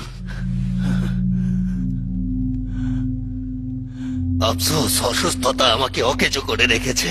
তাহলে এই শয়তানের জান আমি নিজেই নিতাম। ওই কুচক্রীর বেঁচে থাকা, একই যুদ্ধে দ্বিতীয়বার আমাদের পরাজিত হওয়া, ও হযরত আলীর প্রতিজ্ঞা ভেঙে দিয়েছে, যা হযরত আলী আমাদের কাছে হুকুম করে বিফল হয়েছিলেন। খোদার কসম, ইবনে মারজান কুফা এসেছিলেন এই জন্য যে কুফা নগরীকে হোসাইনের হুকুমত বানাতে।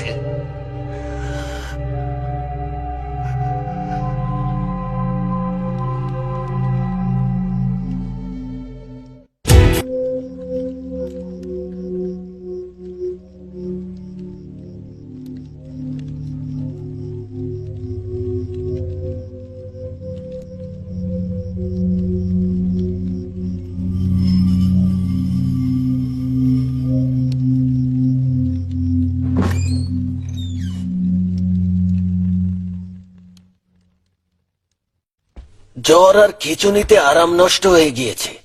আপনারা আসার আগে জ্বর বেড়ে গিয়েছিল, অজ্ঞান হয়ে গিয়েছিল, দাঁতে দাঁত লেগে গিয়েছিল, ভয় পেয়ে গেছিলাম, মনে হচ্ছিল দাঁতই ভেঙে যাবে। মনে হচ্ছে ঘুমিয়েছে, ঘুম ভাঙানোর দরকার নেই। নিজেই জোরাজুরি করছিল, যখন আপনারা আসবেন যেন তাকে জাগিয়ে তুলি।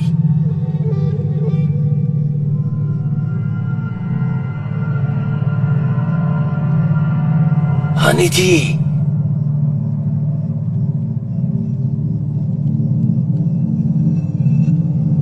হানিজি, হানিজি জেগে উঠুন, দেখুন হানিজি, জনাব আমির এসেছেন।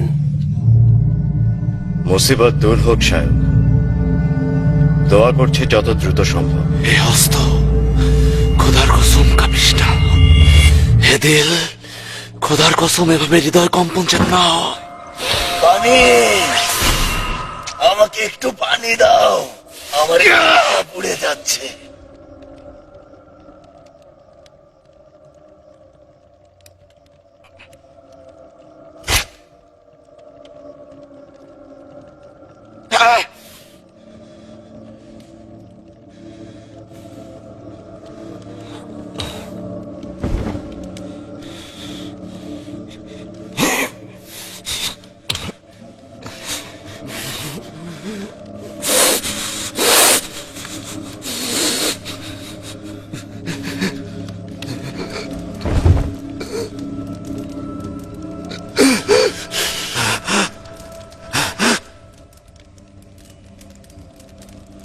পারলে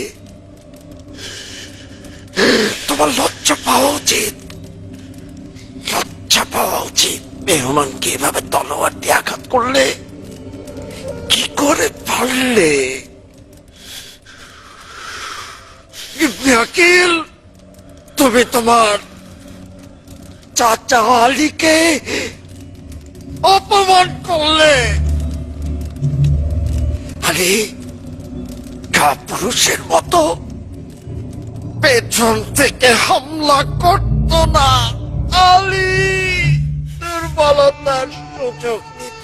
পানি, পানি, পানি, আমাকে একটু পানি দাও হে সাদ।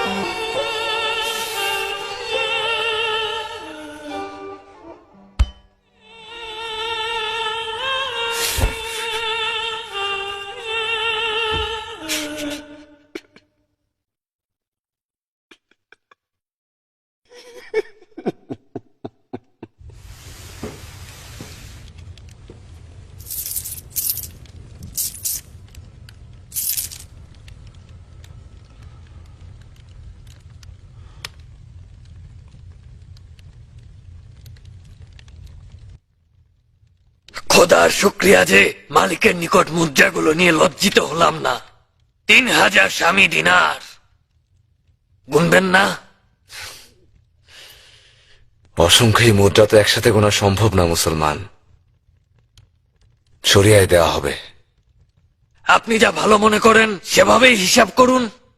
এই 3000 দিনার তারা অনেক কষ্ট করে উপার্জন করেছে এবং চেয়েছে আপনি এটা রাখুন। এরা হোসেনের আশেক। এই দিনার হচ্ছে তাদের ভালোবাসার নিদর্শন। তারা ক্ষমা চেয়েছেন, আপনার সাথে দেখা করতে আসতে পারেননি, তাই তারা তাদের অনুপস্থিতির ক্ষতিপূরণ দিতে চেয়েছেন যেন জিহাদে ফজিলত থেকে বঞ্চিত না হন। এই মুদ্রাগুলো কয়টি পরিবারের সঙ্গে যুক্ত যেন বলছিলে তুমি? আল্লাহ আলাম, আমার একেবারে ফজর পর্যন্ত বসে গোনা উচিত। গুনে গুনে প্রত্যেকটি বাড়ির হিসাব করব এবং মনে করব কয়টি পরিবার ছিল। সম্ভবত 80টার মতো হবে। তাদের সব পরিবারকে কি একই তালিকায় রেখেছ? তারা সবাইকে একই পরিমাণ মুদ্রা দিয়ে সাহায্য করেছে? যার যা সাধ্য ছিল সাহায্য করেছে, অনেকে কম করেছে। যার সাধ্য বেশি ছিল সে আবার বেশি সাহায্য করেছে।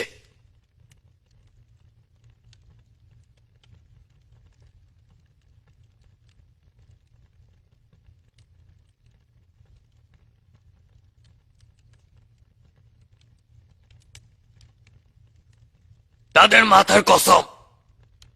আপনি কি সন্দেহ করছেন? এটাও কিভাবে সম্ভব হলো যে 70-80টি পরিবার যাদের পারিবারিক সচ্ছলতা কোনোভাবেই নেই কিন্তু একেবারে 3000 দিনার দিয়ে দিল? এক দিনার কমও নয়, আবার এক দিনার বেশিও নয়। জনাব, আপনার খেদমতে বলতে চাই যে 168টি দিনার কম ছিল 3000 দিনার থেকে। সত্যি বলছি, এই তুচ্ছ পরিমাণ দিনার হজের জন্য সঞ্চয় করেছিলাম, কিন্তু আমি বুঝলাম হজ থেকে আহলে বেতকে সাহায্য করা অধিক কর্তব্য।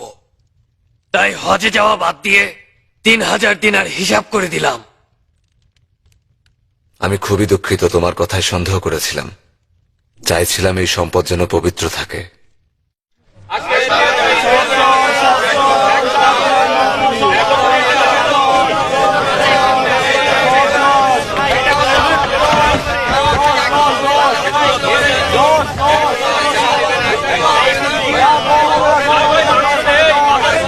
তোর মাথায় কি? গম কোথা থেকে কিনেছিস? কিনেছি ময়দান থেকে। কত করে কিনলি? তোকে কেন দাম বল? আরো আছে নাকি সব বিক্রি করে দিয়েছে? কিয়ামতি কারবার, দৌড়া, হয়তো কিছু পেতেও পারিস। এত পেঁয়াজ কেন কিনলে? পেঁয়াজ খেলে তো আর পেট ভরে না। এত পেঁয়াজ কেন কিনলে? পেঁয়াজ খেলে তো আর পেট ভরে না। আগামীকাল দুর্ভিক্ষ শুরু হলে পাথর মাটি খাওয়া শুরু করবে। পচে যাবে না? অর্ধেক পচে গেলেও বাকিটা থাকবে। কোথা থেকে কিনেছো? তালিম ময়দান থেকে। কত করে কিনলে? মানি দরে কিনি নাই, দানা দানা কিনেছি। মানুষের লোভ থেকে বেঁচে থাকতে চাই। এই লোকেরা কিসের লোভে পড়েছে? নিজেদের পেটের লোভে।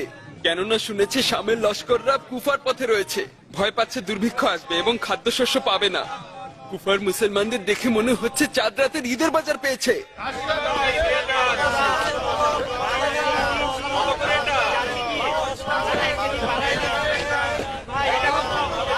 ভাই সব আল্লাহ সাক্ষী, এইবার আমার পালা। অর্ধেক দিন পার করে দিলাম এখানে, এখন এই সব ঝামেলায় পড়লাম। তুই 1000টা গোয়াল ঘরে ধর্ণা দিয়ে এসেছিস, আর এখন এখানে বলছিস আমার পালা। হয় সকল, এই নিশানাটা এখানে ছিল নাকি ছিল না? ছিল, ছিল, ছিল। এটা আমার টুকরি, এটা আমার নিশানা। নিশানা নিজের জায়গায় রেখে দিয়ে নামাজ পড়তে গিয়েছিলাম। 2 রাকাত নামাজ পড়ে এসেছি, নামাজ কাজা হয়ে যাচ্ছিল। নামাজ পড়তে গিয়েছিস তো কি হয়েছে? মানুষের হক নষ্ট করিস না। বেদিন, নামাজ ত্যাগকারী, আমার পালা। তুই নামাজ পড়িস না, মুসলমানের দোহাই দিয়ে আসলে চুরি করিস। এই 2 গাধা ঝগড়া করা পর্যন্ত আমার কাছে শালগম গুলো বিক্রি করে দে। এই শালগম সব বিক্রি করে দিয়েছি, এখন নিচের তলানি বাকি আছে, এগুলো আমি উটের খাদ্য হিসেবে নিয়ে যাব। ও হে কাফের, এইটা নিয়ামত। খোদার নিয়ামতকে তুই উটের খাদ্য বানাবি, যখন কিনা মুসলমানের বাচ্চারা না খেয়ে আছে। কখন থেকে শালগম ও মূলা খাদ্য হিসেবে গণ্য হলো? রুটি ও গম না থাকায় শালগম ও মূলাই এখন প্রধান খাবার। এক শর্তে 10 করে বিক্রি করব, ইচ্ছে হলে নিতে পারো। কেন বেশি দরে বিক্রি করছিস মুসলমান? এই শালগম খুব বেশি হলে 7 টাকা করে কেনা যায়, 8 টাকাও নয়। একদম 10। আবু খালিল, খোদার কসম জুলুম করছিস। কোথায় আবু খালিল? আবু খালিল, আবু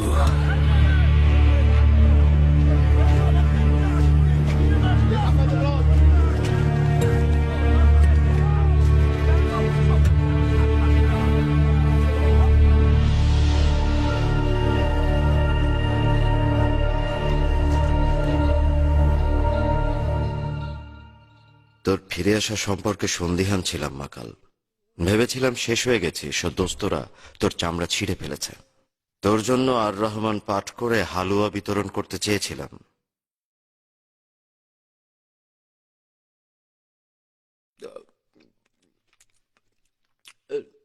প্রায় ধরা খেয়ে গিয়েছিলাম। ইবনে আকিল সওয়াল করে নাস্তা নাবুদ করে দিয়েছে। কি শরিয়ার ভিত্তিতে দিচ্ছ? কার সম্পদ? কেন 3000 দিনার? কেন কম নয়, কেন বেশি নয়? ওদের উদ্দেশ্য শুধু কি কারণেও কেন এটাই ছিল? আপনার কথা মতো আমার কথা সন্দেহ করছিল। ঠিকঠাক উত্তর দেওয়ার চেষ্টা করেছি।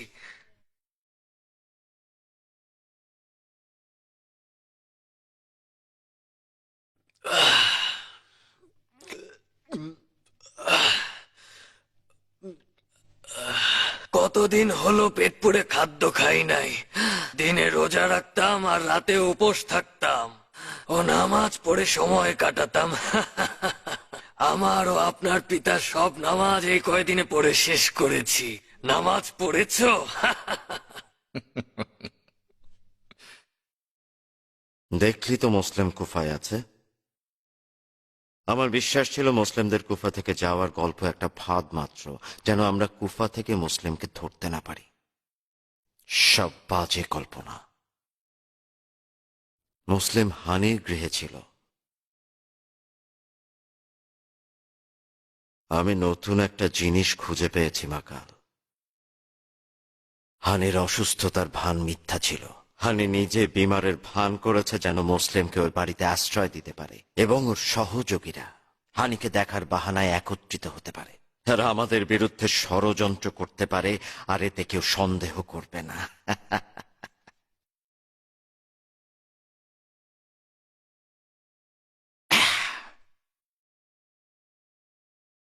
হানির কি দুরবস্থাই না হবে?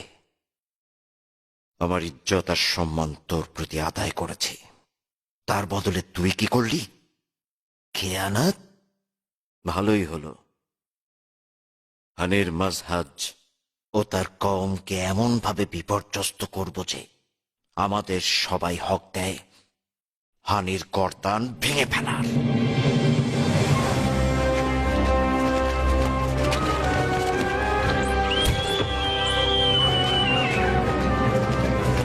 মহিলাদের ঘোমটা ও মাথার হিজাব খুলে ফেলো।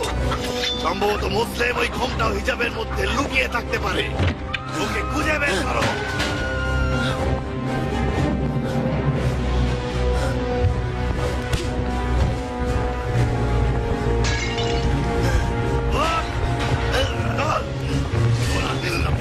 মাঝাজ কমকে খবর দাও। এই জিয়াদের এত স্পর্ধা বেড়ে গেছে যে মুসলমানদের অপমান করে, মুসলমানদের হিজাব নিয়ে টানাটানি করছে, মুসলমানদের বাড়ি তছনছ করে দিচ্ছে। আমি আরবের সন্তান নই যদি না কুফার এই হারামিদের সহায়তা না করি। তোদের আমি দেখে নেব কাফেরের বাচ্চারা।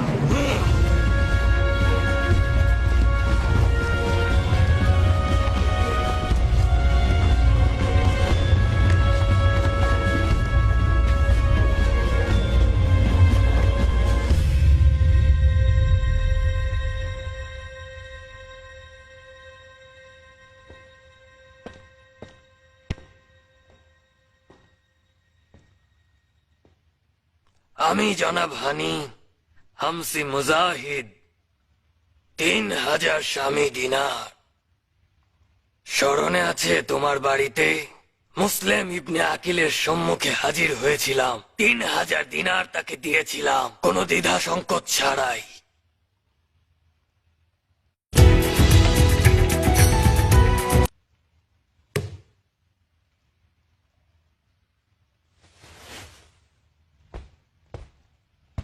তোমার পূর্বের মিথ্যাগুলি কবুল করে নেব যদি তুমি এখন থেকে সত্য কথা বলো।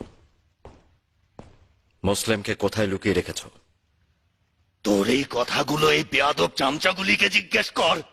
ওরা মহিলাদের হিজাব ও ঘোমটা খুলে দেখেছে, কিন্তু মুসলিমকে দেখে নাই। মুসলিম যদি আমার বাড়িতে থাকতো তাহলে তোর চামচাগুলো ঠিকই খুঁজে পেত। হানি, আমার পিতা জিয়াদের সঙ্গে তোমার ঘনিষ্ঠ বন্ধুত্ব ছিল। এমন কিছু করো না যাতে বন্ধুত্বের সম্পর্ক ছিন্ন হয়। তোমার সঙ্গে কঠিন ভাষায় কথা বলতে হয়। মুসলিম কোথায়? মুসলিম কিছুদিন আমার বাড়িতে মেহমান ছিল। তোর কুকুরেরা আমার বাড়িতে গিয়ে ঘেউ ঘেউ করে। আহলে বেইতে সন্তানদের কষ্ট দেওয়ার পূর্বেই মুসলিম আমার বাড়ি থেকে চলে গেছে। কোথায় গেল? তুমি ওর সবচেয়ে কাছের একজন সঙ্গী। অবশ্যই তুমি জানো মুসলিম কোথায় গেছে, জানো না? না, আমি জানি না। মিথ্যাবাদী!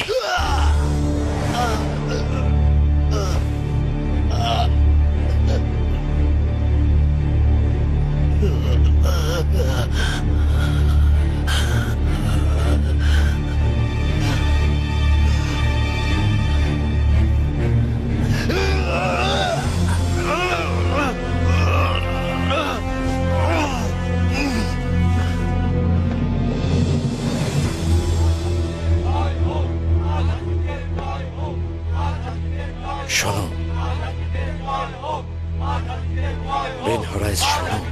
জি আমি কারা এই আওয়াজ করছে? জানি না হাকিম, সম্ভবত ওরা মাঝাজি সম্প্রদায়ের লোক, হানির কওম ও কাবিলা। মুসলিম ইবনে আকিল আমার কাছে ছিল এবং আছে। তোকে একটা সুযোগ দেব যেন তুই কুফা থেকে চলে যাস আর মুসলিমকে ছেড়ে দিস, না হলে আমি তোর জন্য কুফাকে জাহান্নাম বানিয়ে দেব। শুনতে পাচ্ছ? দুঃসময় দেখতে পাচ্ছ মুসলমানরা?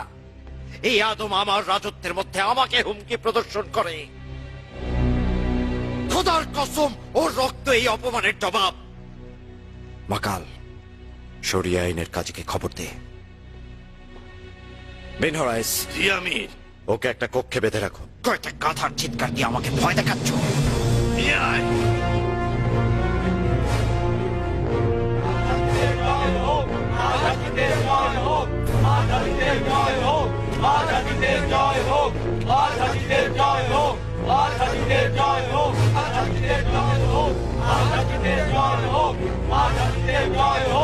সজাগ থাকুন আমির, উত্তেজিত জনতার মধ্যে যাবেন না, তীর ছুঁড়ে মেরে দিতে পারে। অতর্কিত ঝড়ে যদি ভয় পায় তবে নিজের মকসদে পৌঁছানো যায় না।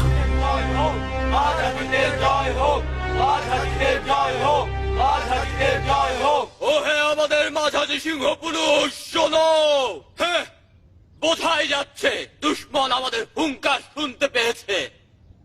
হ্যাঁ, এই দুর্গে ঘাটি গেড়ে বসা শয়তান, হানিকে মুক্ত করে দে, নইলে দরজা ভেঙে ফেলবো, দুর্গকে কবরস্থান বানিয়ে দেব।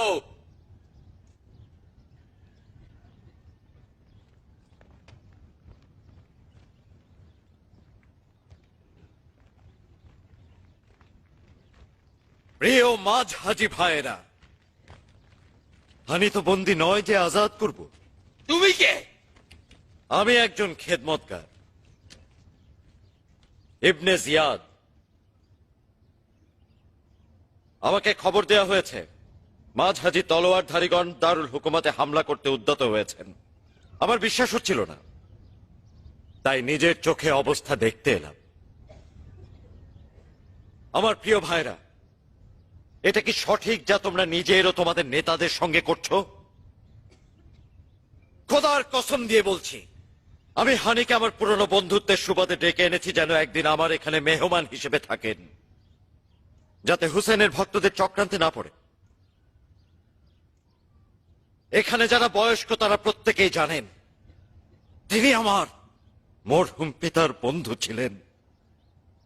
আল্লাহ জান্নাতে নসিব করুন। এমনকি মাঝ হাজি গোত্রের সঙ্গেও তিনি কতটা ঘনিষ্ঠ ছিলেন। আমি যদি হানিকে দুশ্মন ভাবতাম তাহলে তার অসুস্থতায় তাকে দেখতে যেতাম না। সবাই জানে হানি ও তার অনুসারীরা কুফায় কতটা প্রভাব প্রতিপত্তির অধিকারী, আর এই কারণে দুশ্মনেরা চায় হানিকে বিপদে ফেলতে। কিন্তু আমি থাকতে হানিকে কখনো বিপদে পড়তে দেব না।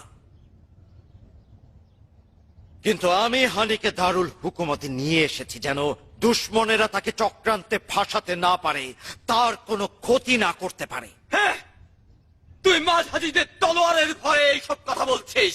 আমাদের কাছে খবর এসেছে যে তুই হানিকে কতল করেছিস। হানি অসুস্থ। যদি হানি অসুস্থ না থাকতো তবে তাকে নিজের সঙ্গে নিয়ে এসে প্রমাণ করে দিতাম আমি যা বলেছি তা সত্য। তুই হানিকে বন্ধু মনে করলে তার বাড়িতে বিশৃঙ্খলা সৃষ্টি করতি না এবং সবার সামনে অপমান করতি না। হেকায়েত আসলেই গুরুতর। যা কিছু ঘটে গেছে শত বিবেকবান ব্যক্তি এই গল্পের ব্যাখ্যা করতে সক্ষম হবে না। কয়েকজন জাহেল ব্যক্তির চক্রান্তের কারণে আমাদের বন্ধুত্বের ফাটল ধরেছে। আমি চাইলাম দাওয়াত করে খাওয়াবো, এখন উল্টো হয়ে গেল। নিশ্চিন্ত থাকো, যারা এই কাজ করেছে তাদের সবগুলোকে ধরে আমি কঠিন শাস্তি দেব। মাঝহাজিয়ান, সবাই হানির জন্য জান দিতে প্রস্তুত। খোদার কসম, হানির মাথা থেকে একটি চুল কম পাওয়া গেলে তার জন্য দায়ী তুই। মাঝহাজি ভাইরা শোনো, এই ব্যক্তির কোনো কথায় বিশ্বাস নেই। হানিকে নিজের চোখে দেখা না পর্যন্ত বিশ্বাস করবে না। আচ্ছা ঠিক আছে, যেহেতু আমার কথা কারো বিশ্বাস হচ্ছে না, তাই তোমাদের মধ্যে থেকে একজন নিরপেক্ষ ব্যক্তিকে পাঠাও যে ভেতরে এসে হানিকে দেখে যাবে। সত্য সঠিক তথ্য তোমাদের নিকট পৌঁছাক। শহরের কাজীকে বিশ্বাস করো। অবশ্যই শহরের কাজী একজন বিজ্ঞ ও সত্যবাদী কাজী। কবুল, তার হুকুম মেনে নেব।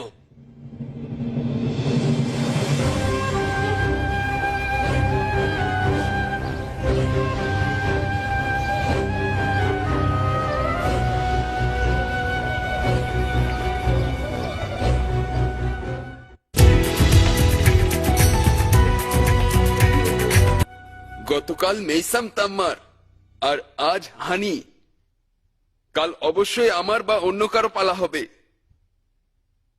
ঘটনাগুলো এমন ভাবে ঘটছে যে বুঝতেই পারছি না। ইমাম কুফায় পৌঁছানোর পূর্বেই ইবনে জিয়াদ কুফার অনুসারীদের একে একে গুম করে ফেলবে, বাকি থাকবে কিছু সাধারণ মানুষ। এরপর ওই ভণ্ড খোদা প্রেমিক শহরের কাজীকে ডেকে পাঠাবে, কোরআন হাদিসের কয়েকটা আয়াত পাঠ করে ওরা সাধারণ মানুষের মুখ চিরতরে বন্ধ করে দেবে, যেমন ভাবে হানিকে ধরে নিয়ে গেল এবং মাঝ হাজিদের জবান বন্ধ করে দিল। আমি কারো কিছু উল্লেখ করতে চাই না। এমন কিছু তোমরা বলো না যার ফলে ঋণী থাকো। যদি মুসলিম ওই রাতে দাওয়াত না করত, আত্মতৃপ্তিতে ভোগা বেনামাজি লোকটা ওর প্রতি বিরক্ত না হয়ে যেত, ওর কথা শুনে ওকে যদি হানির বাড়ি নিয়ে না যেত, পরিস্থিতি আজকে এরকম হতো না। আপনার উপস্থিতিতে বলতে চাই, আমি ইমামের পক্ষ থেকে কুফার প্রতিনিধি হয়ে এসেছি, যেন কুফার অধিবাসীদের দাওয়াতের প্রকৃত অবস্থা বলতে পারি। এখনো পর্যন্ত 18,000 কুফাবাসী আমার নিকট বায়াত গ্রহণ করেছে। আমি আমার চাচাতো ভাই হুসেনকে জানিয়েছি তিনি যেন কুফায় আসেন, এবং আসছেন। এখনো পর্যন্ত ঘটে যাওয়া ঘটনা থেকে কি আমাকে হক দিচ্ছেন যে সন্দেহ করব? কি সন্দেহ মুসলিম? কুফাবাসীদের প্রতি বিশ্বাস স্থাপনের ব্যাপারে আজ মাঝ হাজিরা এটাই প্রমাণ করেছে যে কুফার জনগণ ঢোলের মতো শুধু বাজে, কিন্তু কাজের বেলায় শূন্য। যে কোনো জরুরি সময় তারা পিছুটান দিতে অভ্যস্ত এবং বায়াতকে যখন খুশি অস্বীকার করতে পারে। যখন মাঝহাজের মতো প্রভাবশালী বড় একটি কাবিলা শহরের কাজের ধোকায় পড়েছে, একজন কেউ বিপদে পড়লে রক্তের সম্পর্ক ও কওমের অধিবাসী হিসেবে অস্বীকার করবে। এরা সবসময় ভয়ে ভীত হয়ে থাকে এবং লুকিয়ে থাকে। তাহলে এরা আমার চাচাতো ভাই হুসাইনের সঙ্গে কি করবে? তার এখানে নাই কোনো কওম, কোনো কাবিলা। মুসলিম, তোমার ভাইয়ের সঙ্গীরা এখানকার লোকজন। বায়াত রক্ত দিয়ে লেখা, তার কাফেলা এরাই। আমি এই কথাটাই বলতে চেয়েছিলাম। এখন মাঝহাজিদের মতো বিশাল প্রভাবশালী সম্প্রদায় শহরের কাজীর ধোকায় চুপ হয়ে গিয়েছে এবং হানের উপর থেকে সব ধরনের সাহায্য এবং সহযোগিতা তুলে নিয়েছে। আমার এখন জিহাদের কোনো ইচ্ছা নেই, কিন্তু হানিকে সাহায্য করা আমাদের জন্য প্রয়োজন মনে করছি এখন।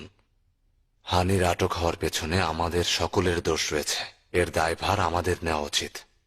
ইমাম ভক্তদের উত্থান ইমাম কুফায় পৌঁছানোর আগ পর্যন্ত ঠিক মনে করছি না।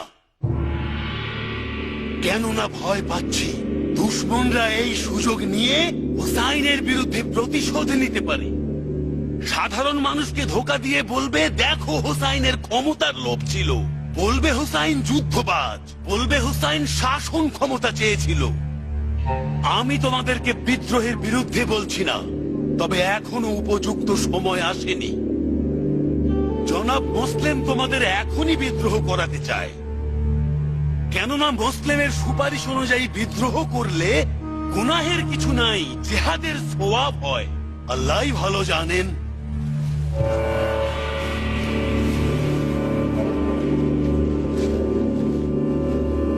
সুলাইমান, কোথায় যাও? চলে যাচ্ছি ইয়াকুবের মতো, আর আমি ইউসুফের জন্য অপেক্ষায় বসে থাকবো হাবিব। তার মানে হানিকে সাহায্য করবে না? আমার রায় সেটাই যা শুনেছ।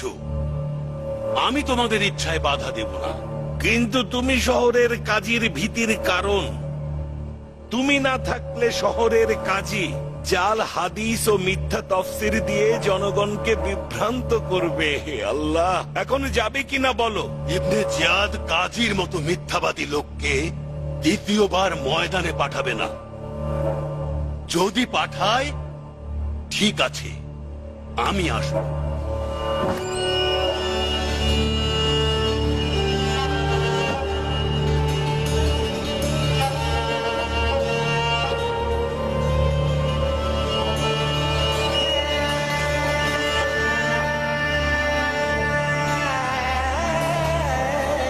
ইবনে আব্বাস যে কোন রকম টু শব্দ ছাড়া মুক্তারকে খবর এখনই পৌঁছে দাও। ইবনে মাজার, তুমি এক্ষুনি মসজিদে ছুটে যাও এবং জাগ্রত জনতাকে উচ্চস্বরে খবর জানাও।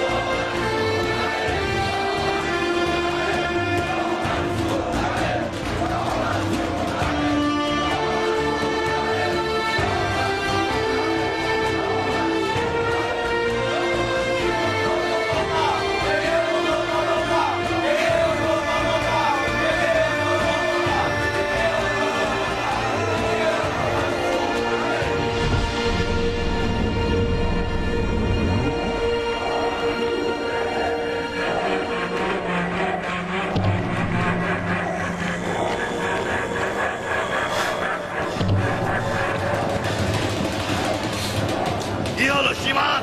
এই জাগ্রত জনতা বলে কি বোঝানো হচ্ছে? ইসরায়েল সিঙ্গার ফুট দিয়েছে বিন হরাইস। নিজেই উঠে দেখো, মুসলিম আর তার সহযোগীরা দারুল হুকুমের দিকে এগিয়ে আসছে। এদের অগ্রভাগে বিন সাব্বামে আর বিন জাদালি রয়েছে।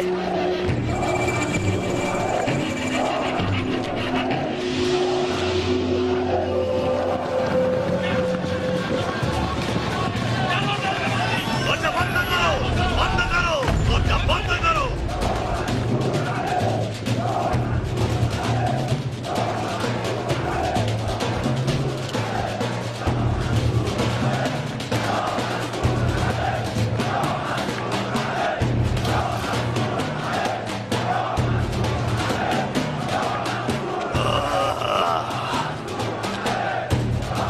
এই কাফেরের জাতগুলো কোন জাহান্নাম থেকে পালিয়ে এসেছে?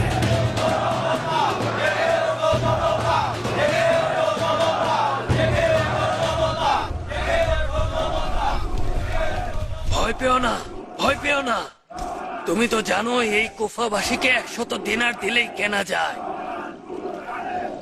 তুমি তো নিজেই তুফানের মতো চঞ্চল, ভয়ঙ্কর ও বিপজ্জনক। তুমি তো চেয়েছিলে মুসলিম যুদ্ধে আসুক, দোয়া করেছিলে হাতে তলোয়ার তুলে নিক।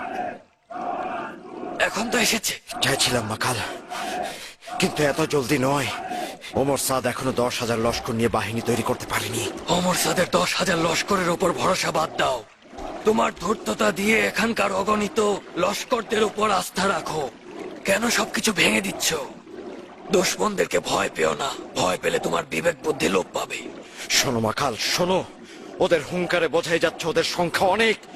এই হুঙ্কার কমসে কম 2,000 জনের হবে। 2,000 কুফি জনতার মোকাবেলায় 12,000 সামের লস্কর বাহিনী, 4 ভাগের 1 ভাগ মাত্র। তুমি ওদের কথা বিশ্বাস করছো? না, আমি তোমার তদবিরকে বিশ্বাস করেছিলাম। চাইলে আমি কাজীকে খবর দিতে পারি।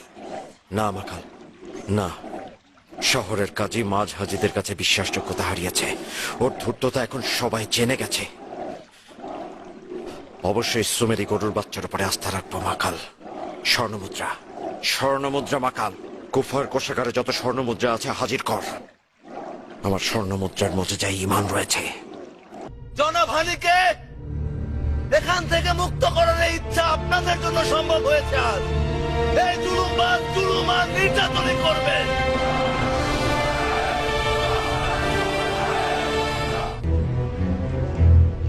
আমি আপনাদের এবং আপনাদের গোত্রকে স্বর্ণমুদ্রা দ্বারা তৃপ্ত করে দেব। শর্ত হচ্ছে মুসলিমের আশেপাশের সবাইকে তার কাছ থেকে আলাদা করে দেব।